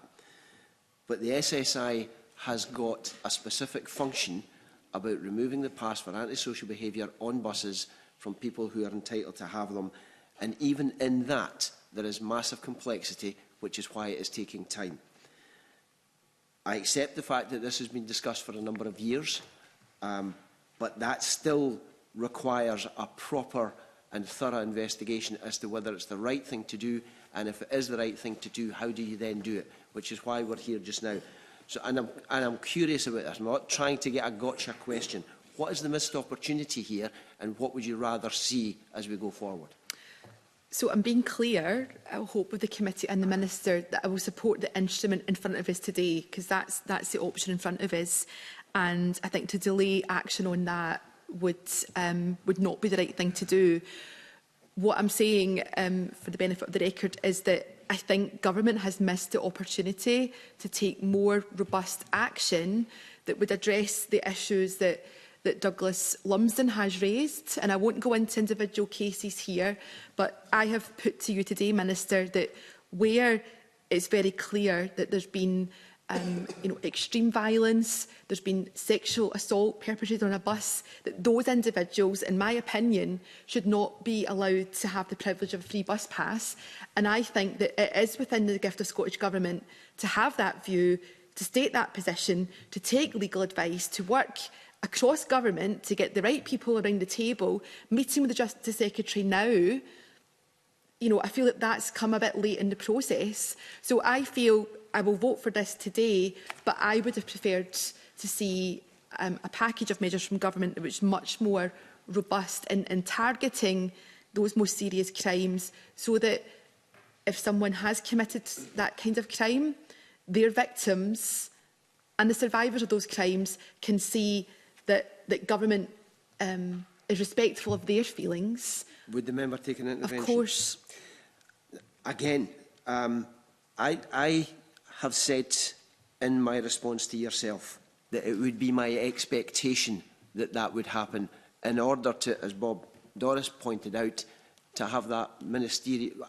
There's no ministerial direction. It has to be an operational issue for Transport Scotland. But it would, as a minister, be my expectation that criminal acts would result in the loss of that bus pass. But the point that Douglas Lumsden has made is you're then looking at retrospective decision-making. And I'm not going to talk about the individual case, but what he's raising is retrospective decision-making. And that's not something that I can talk about right now. There are conversations that I will have with the Justice Secretary with regards to all of the things that were talked about today. There is a huge amount of work already going on within Scottish Government that are well beyond the scope of this SSI. And there is nobody is going to defend the rights of women and children more than myself or my colleagues that are in government. I think we've been very, very proactive in doing so. And I am more than happy to continue working across government if that's what Monica Lennon wants to do. And an intervention is usually a question. So I'm going to ask Monica if I can ask you to conclude what you're saying so I can then go to Mark. Based on yes, I think I've been clear in making the point about my intention with the instrument, and that from what I've heard, I believe that the government has failed to look at this in a wider sense, and the discussions with the Justice Secretary and that department could have happened earlier in this process. And I will leave my remarks there, Convener. Thank you, Monica. Mark. So I think it's clear that where there are individuals that have shown, serious criminal behaviour and they've ended up in court, then it should be in the gift of the courts to, restrict their access to a bus pass, or even restrict their access to public transport, full stop, should they consider that appropriate. That's the way to deal with criminals that are going through the criminal justice system. I think in terms of this particular SI, which is about a concessionary bus pass, I cannot see how this will make any difference whatsoever to that criminal behaviour, not one jot. All you're saying, effectively, is that somebody doesn't have a free bus pass anymore, but they're still at liberty to get on board whatever bus they want. They're still at liberty to be in a bus station or throwing bricks by the side of the road at a bus. As we've seen in Clackmannanshire and in Edinburgh as well. So, this doesn't change anything. I think what it does is to set up a very costly, bureaucratic system. Would the member take an intervention? In a second. I mean, I think what it also does is it kind of poses the risk that we conflate what is bad behaviour and discourteous behaviour on buses with serious criminal behaviour. And I think even though we've got a revised code of conduct in front of us that does focus more on criminality and harassment, I think there's still a danger that judgment calls are made about bad behaviour on buses, and that is conflated with criminal behaviour. I just think at the end of the day, this isn't going to make any difference at all. I would like to see government put in place the kind of approach that has been taken on the trains with ScotRail, with the travel safe teams. And I know that government's worked very closely with the rail unions on that. And I think there's a better approach that can be taken in relation to buses, learning from experience of the trains. But I just don't see this making any difference at all. I won't stand in the way of this. I mean, I'll abstain on it. But I'll tell you now, I don't think this is going to make any difference at all. And I think there are still risks and dangers with it. And that the real issue here, which is about restricting those who've shown clear criminal behaviour, still exists and will not be addressed by whether somebody's going to pay a quid to get on a bus or get on the bus for free. Minister, did you want to come in? I was merely going to say, would the member not accept that this is an opportunity to put a deterrent in place for antisocial behaviour? However, the member has made his position clear, so that's probably a moot point. I respect where the Minister's coming from, and I suspect we're actually not that far away from each other on this. But I just can't see the deterrent. I think if there's people will be swapping cards with their friends, they'll be trying to get on the bus whether they've got a card or not. Those people who are involved in serious antisocial behaviour will do what they do. They'll continue to throw stones through the windscreens of buses. They'll continue to cause havoc at bus stations until we actually have an approach which deals with the root causes of antisocial behaviour, brings those that have been involved in criminal activities to justice, but also deals with some of those underlying causes. I don't see this as part of the mix. I'm sorry. I'm not going to stand in the way of it. I'm not going to vote for it. Okay, I'm just looking around the room to see if anyone else wants to make a comment before I make a comment at the end. and then I'll go to the Minister. And I'll just say at the start of my comment that I'm not going to take any interventions on what I say. I've been a convener in this Parliament for 9 years, and I've sat through numerous SIs during the course of that. A lot of the ones that I'm supportive of, and some of them that I'm not supportive of them. There is only one SI that has come back in those 9 years because it was rejected the first time through and not moved, because it was quite clear that the policy behind the SI was immature and not properly thought out. That's the only time, and that is this SI. We waited and we were told there was a draft code of conduct to come forward to the committee, and the draft code of conduct was submitted with a letter from the Minister. I have to say that the draft code of conduct as produced to this committee, I think is poor in content and unhelpful in a lot of things, because it raised more questions than it does answers. And I was extremely grateful for the input that both the Deputy Convener and Kevin Stewart have given to this committee on explaining some of the things that were unable to be explained by the Minister. I have to say that I want this SI to pass, and I'm going to vote for it on the fact that I agree the principle of it. Do I think it is ready to be implemented? No, I don't. It has got to be implemented, and if it is passed, by the 24th of March. That is 28 working days to come up with a code of conduct that works well and is able to support the instrument. Do I believe that can happen? No, it can't. But I have to say that to me, and it's really sad for me to say this, that in my time in this Parliament, this has proved to me the most difficult thing to convene, and perhaps shows the Parliament at its worst when it comes to an SI. And those are strong words, and I don't make them lightly. Minister, I'll move to you now if you'd like to make a comment. Okay, I hear the points that the convener has made. First of all, I'm going to go back to a point that Mark Ruskell made, that he won't support the SI, he'll abstain, and that's absolutely his choice, because people will swap their cards. If they're swapping their cards, it's fraud, it's therefore a criminal act. So the purpose of the removal of a bus pass is to crack down on antisocial behaviour. It is a deterrent, hopefully more than anything else. In terms of the ability to be able to bring the SI forward as a completed piece of work, the convener is well aware that quite often we will bring forward SIs and then develop the policy and the workings of that policy as we go forward. And this will be ready to be implemented by the autumn of this year.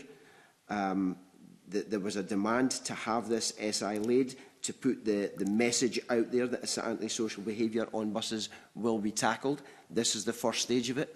There will be a tremendous amount of work has already gone into it, and there will be a tremendous amount of work that will continue to go into it in order to make it operational by the autumn of this year. Okay, thank you. So the question is that motion S6M 20799 in the name of the Minister be approved. Are we all agreed? We're not agreed, therefore we'll go to a vote on this matter. And I'm just going to do that by a simple roll call. So just so we've got, so your choices are yes, no or abstain. Bob Doris, you're first on my list. Yes. Monica Lennon. Yes. Douglas Lumsden. Yes. Yes. Michael Matheson. Yes. Thank you. I'm next on the list and I'm voting yes. Mark Ruskell. Abstaining. So, and Kevin Stewart. Yes. Thank you. So, when it comes to the vote, there are 6 votes for it, there is 1 abstention, and therefore the motion is agreed. I'm going to invite the committee to delegate authority to me as convener to approve the draft report for publication. Are we all agreed? Yes. We're agreed.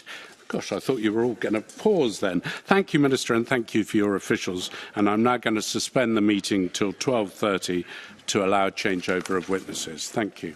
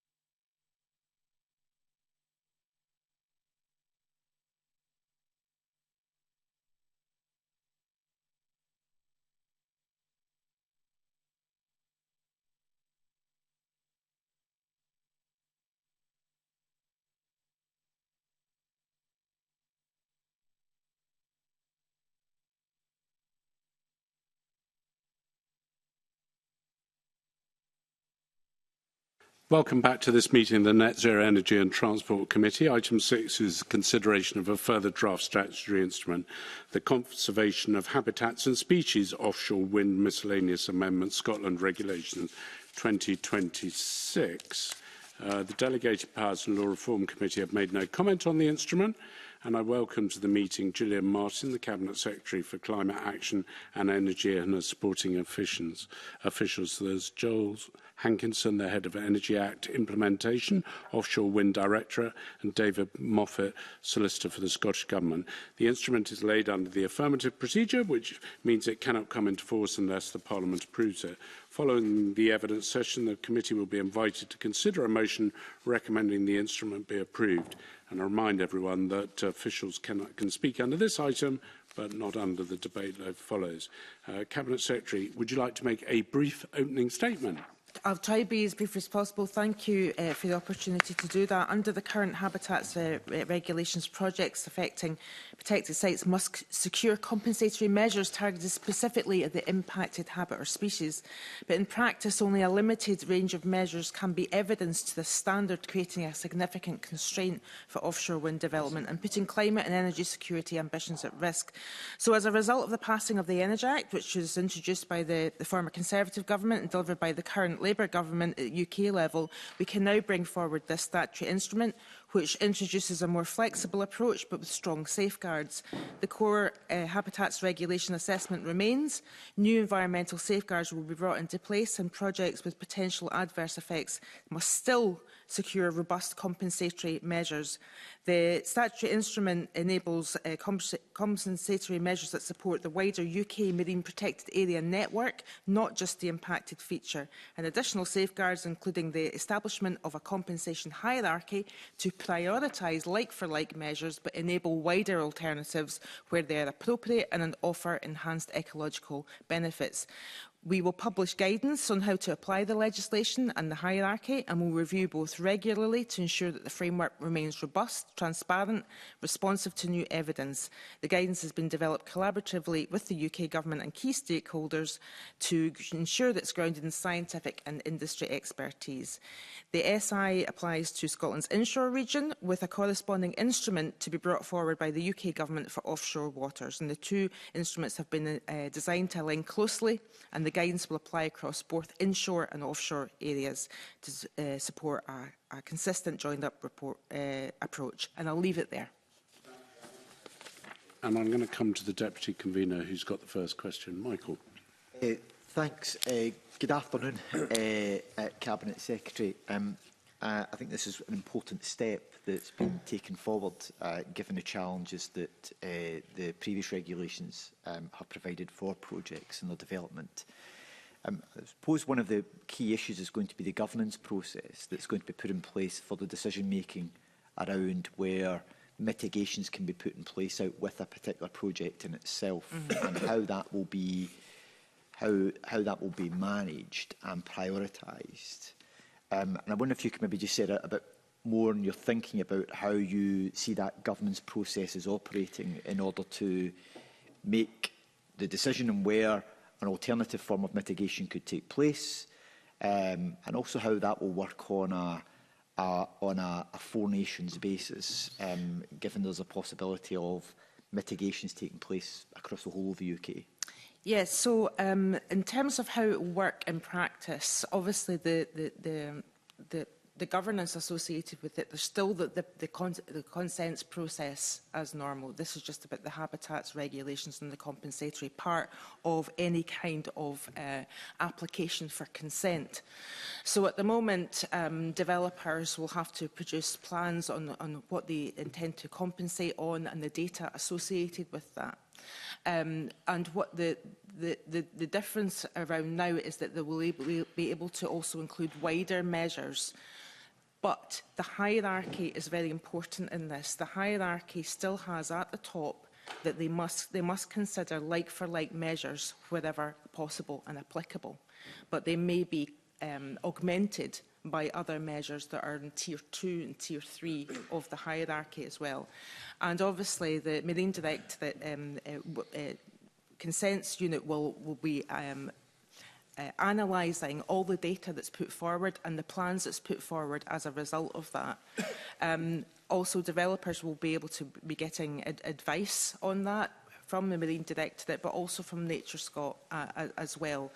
And also, one of the other areas in which the developers, of course, can put forward their own plans, and their application will be judged on those plans as well, but they can also apply to the Scottish Marine Recovery Fund as well. So there's a strategic recovery fund for the whole of Scotland, which will enable large-scale projects and strategic projects to take place, and there'll be a range of particular work streams that might be able to apply to and funded as part of the...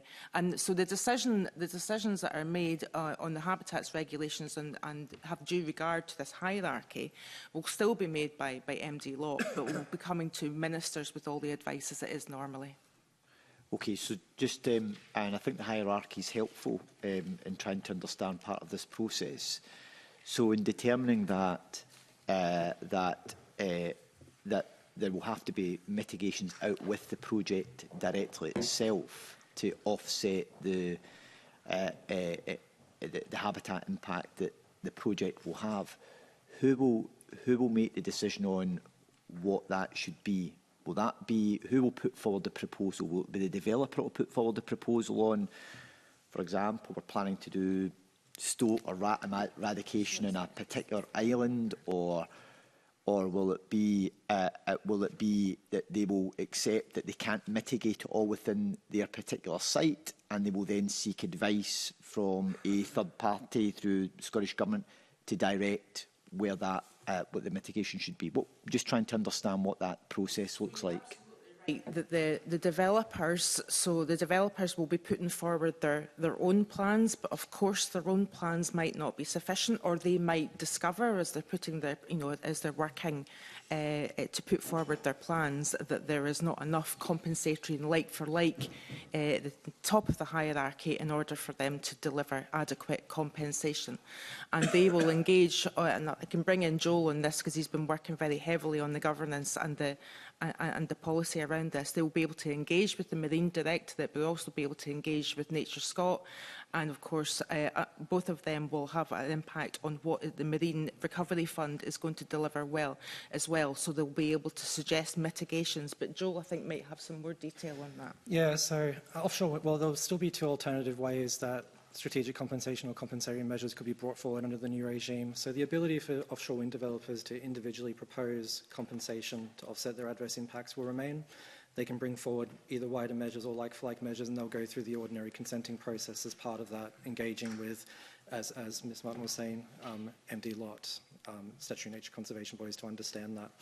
The Marine Recovery Fund is also being explored as a mechanism for delivering strategic compensation as well. So that would be a voluntary mechanism established by government that will require its own governance process to look at the impacts of strategic compensation, how it can be delivered effectively. And that will need a different type of advisory group or monitoring framework or approach. In terms of your question, in terms of wider governance around this, when we went out to consultation, we proposed two things. So the first was a mandatory review period on a 5-year cycle that we'll be doing across the UK as a whole, including with UK government, to understand the impacts of this legislation and where we might need to make changes. And we'll be working very closely with the UK government as part of that process. What we also proposed was the establishment of a technical advisory group that would be looking at how do we approve strategic compensation, for example, to go into a marine recovery fund. How do we understand what research needs we need to undertake further? That work is still being developed at this stage, so we can return with further information in due course, but that's very much live policy development at the moment. Can I also just add that, of course, there'll be analysis of the impact of the compensatory measures as well. So you'll be very familiar with ScotMare. So the data associated with applications and the data that goes into ScotMare about the marine environment and the biodiversity there and the impact on species will also be feeding in the analysis of the impact of all the compensatory measures that's been made, so that that forms part of that wider analysis. And of course we'll be sharing learning across the borders of all the 4 nations as well. Okay.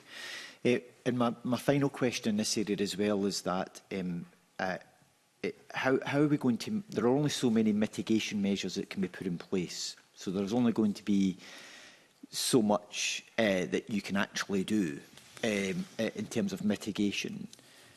given the Scottish Government's ambitions of 40 gigawatts, I think now of offshore wind by 2040, where we are in delivery of pipeline in Scottish waters, but also the pipeline that there is obviously in England and in Wales as well. What process is going to be put in place to try and ensure that it's not simply a case of first come, first served, that you draw up all of the scope of mitigations that could be put in place out with your own project, then resulting in projects that might be further down the line, finding that actually there's not much left for us to actually be able to do. Now, it won't be quite like that, I'm putting it maybe in a fairly crude way, but I'm trying to think about how do we ensure that we are given as much scope to maximise this, but also doing it in a way that keeps in mind is that there are some projects that will be way into the 2030s before they will be delivered, and there is a need to make sure that there are mitigation measures that they can help to support when it comes to the point when they need to do that. So one of the things around this is, of course, that we have got biodiversity loss happening across many aspects of the food chain associated with seabirds in particular.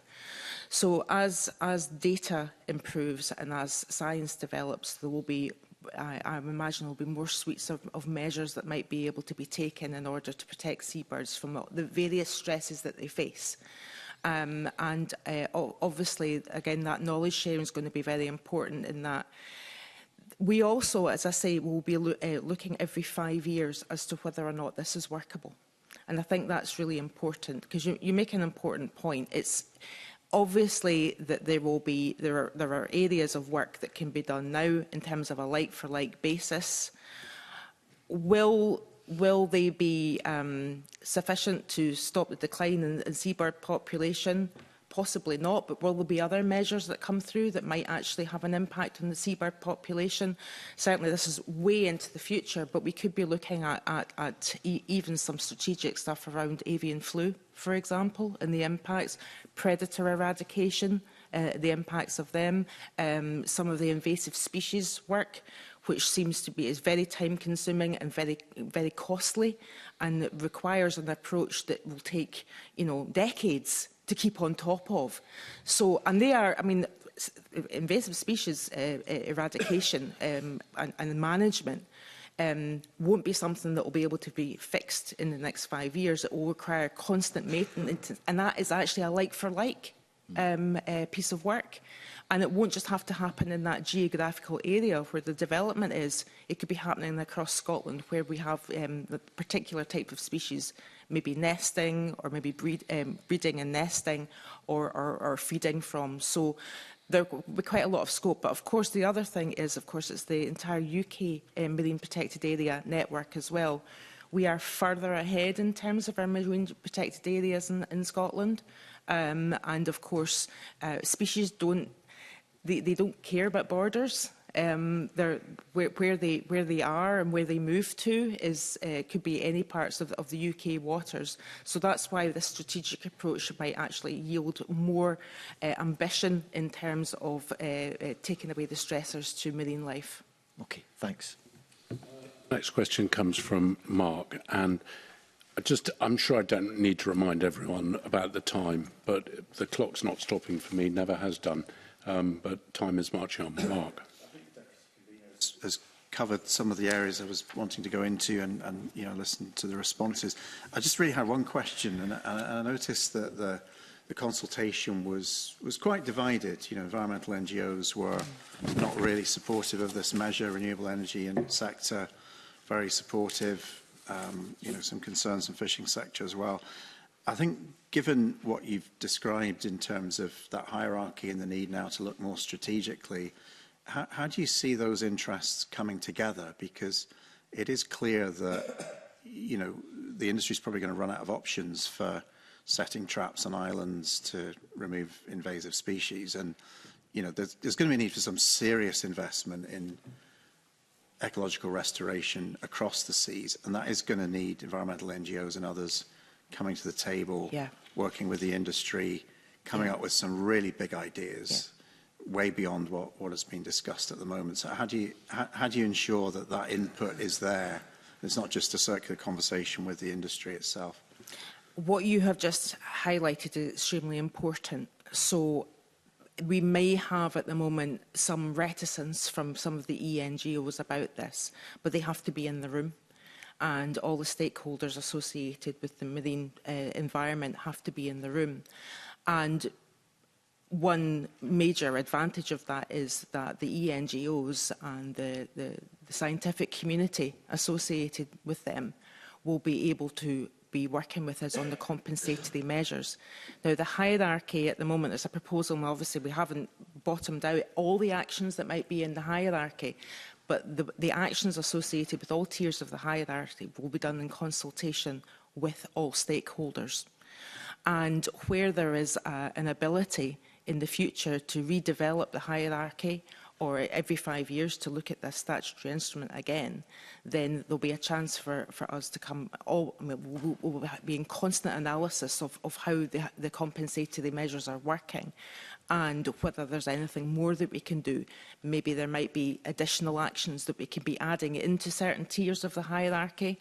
And of course, given that there's a Marine Restoration Fund, the chances are that there'll be an awful lot more funding associated with doing some of these bigger interventions as well. But everything has to be, every stakeholder associated with the marine environment needs to be around the table, because we cannot go forward without all that expertise.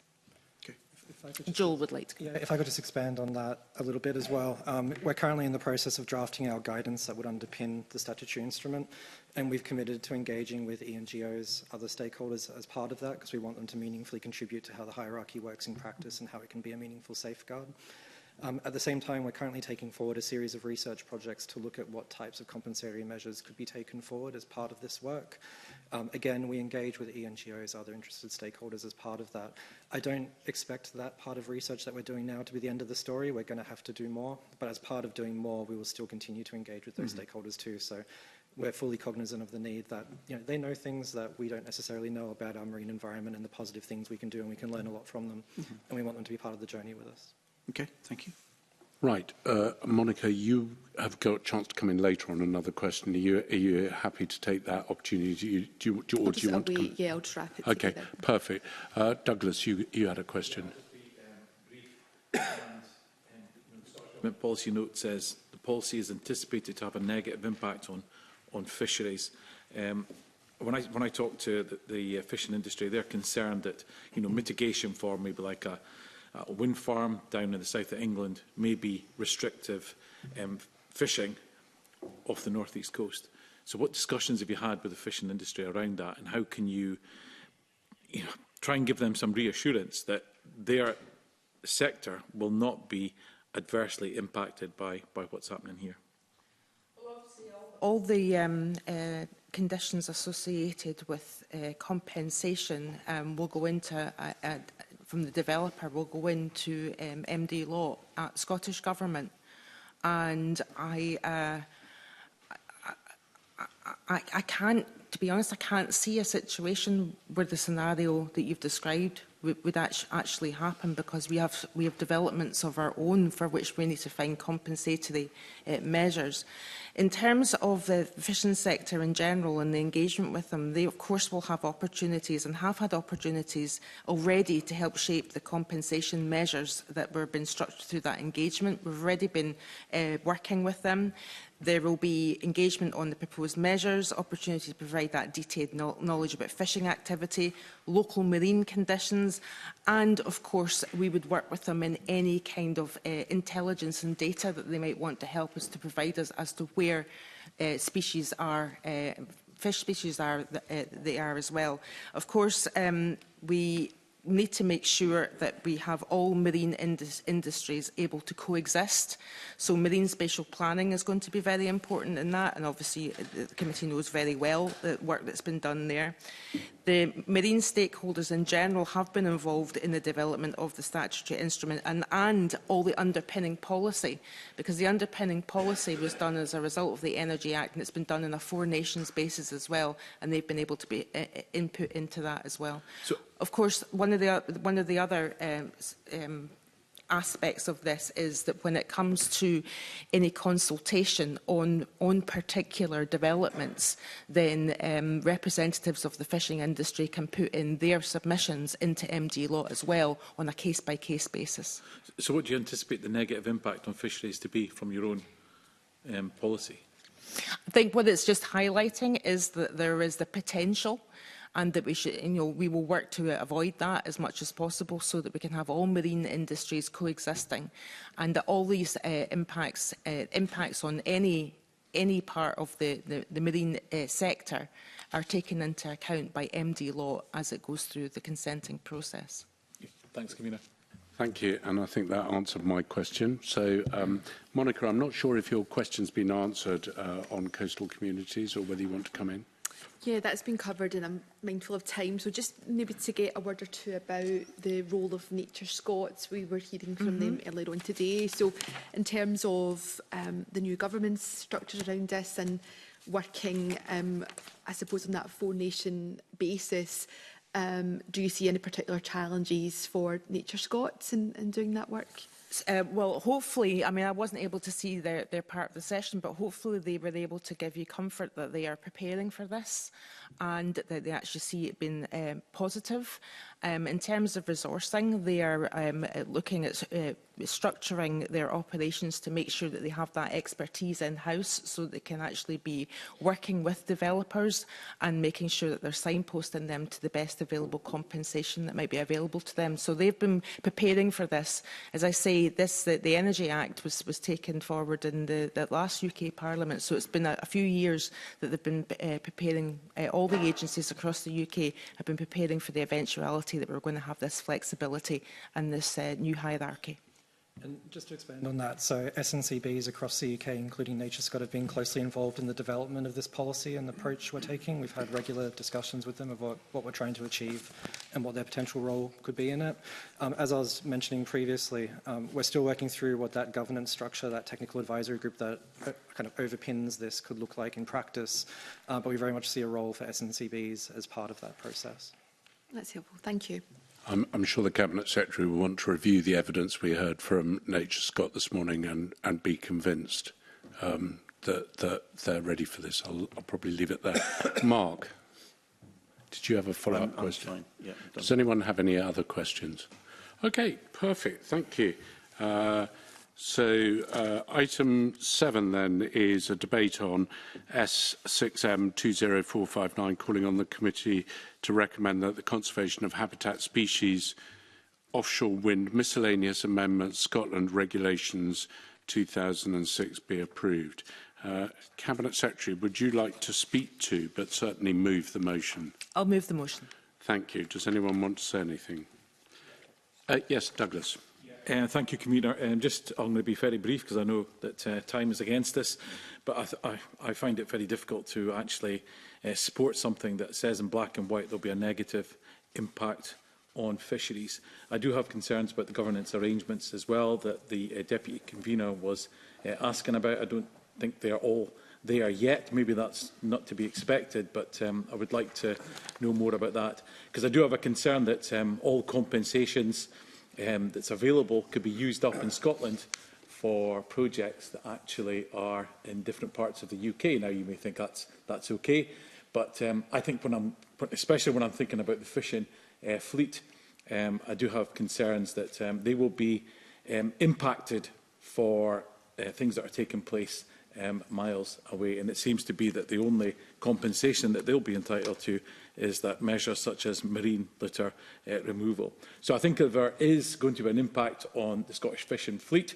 then there should be proper monetary compensation put in place for those people that livelihoods are being affected, and hopefully that will come in sort of future SIs or future legislation. But as it is just now, I can't support this. Okay, thank you. Cabinet Secretary, can I ask, sorry, I should have looked round. Cabinet Secretary, can I ask you to sum up and respond to the debate? Yeah, I'll just respond to that point that the governance framework is going to be set out after the SSI is passed. So the governance framework is not in the statutory instrument, so this is work that is ongoing, and the compensatory framework and the hierarchy are going to be developed with stakeholders. Okay, thank you. Sorry? I was going to ask for intervention, but well, you were too slow because I think the Cabinet Secretary came to the end of what she was saying. So the question is that motion S6M 20459 and the Cabinet Secretary be approved. Are we all agreed? We're not agreed. Therefore, we'll go to a vote. Just the same order as before. Bob Doris. Yes. So, Monica, sorry, I should say you've got the option of yes, no or abstain, but I think you all know that by now. Monica Lennon. Yes. Douglas Lumsden. Michael Matheson. Yes. Edward Mountain is abstaining. Mark Ruskell. Yes. And Kevin Stewart. Yes. Okay. So, okay, there's 5 votes for, there's 2 abstentions, therefore the motion is agreed. Thank you very much. Right. Yes, I need to ask the committee. They were a bit slow last time, so let's see if we can be quicker. Is the committee happy to delegate the authority to me as convener to approve the draft of the report? You are good. Thank you so much. Thank you, Cabinet Secretary, and your officials for attending today. And we'll now move into private.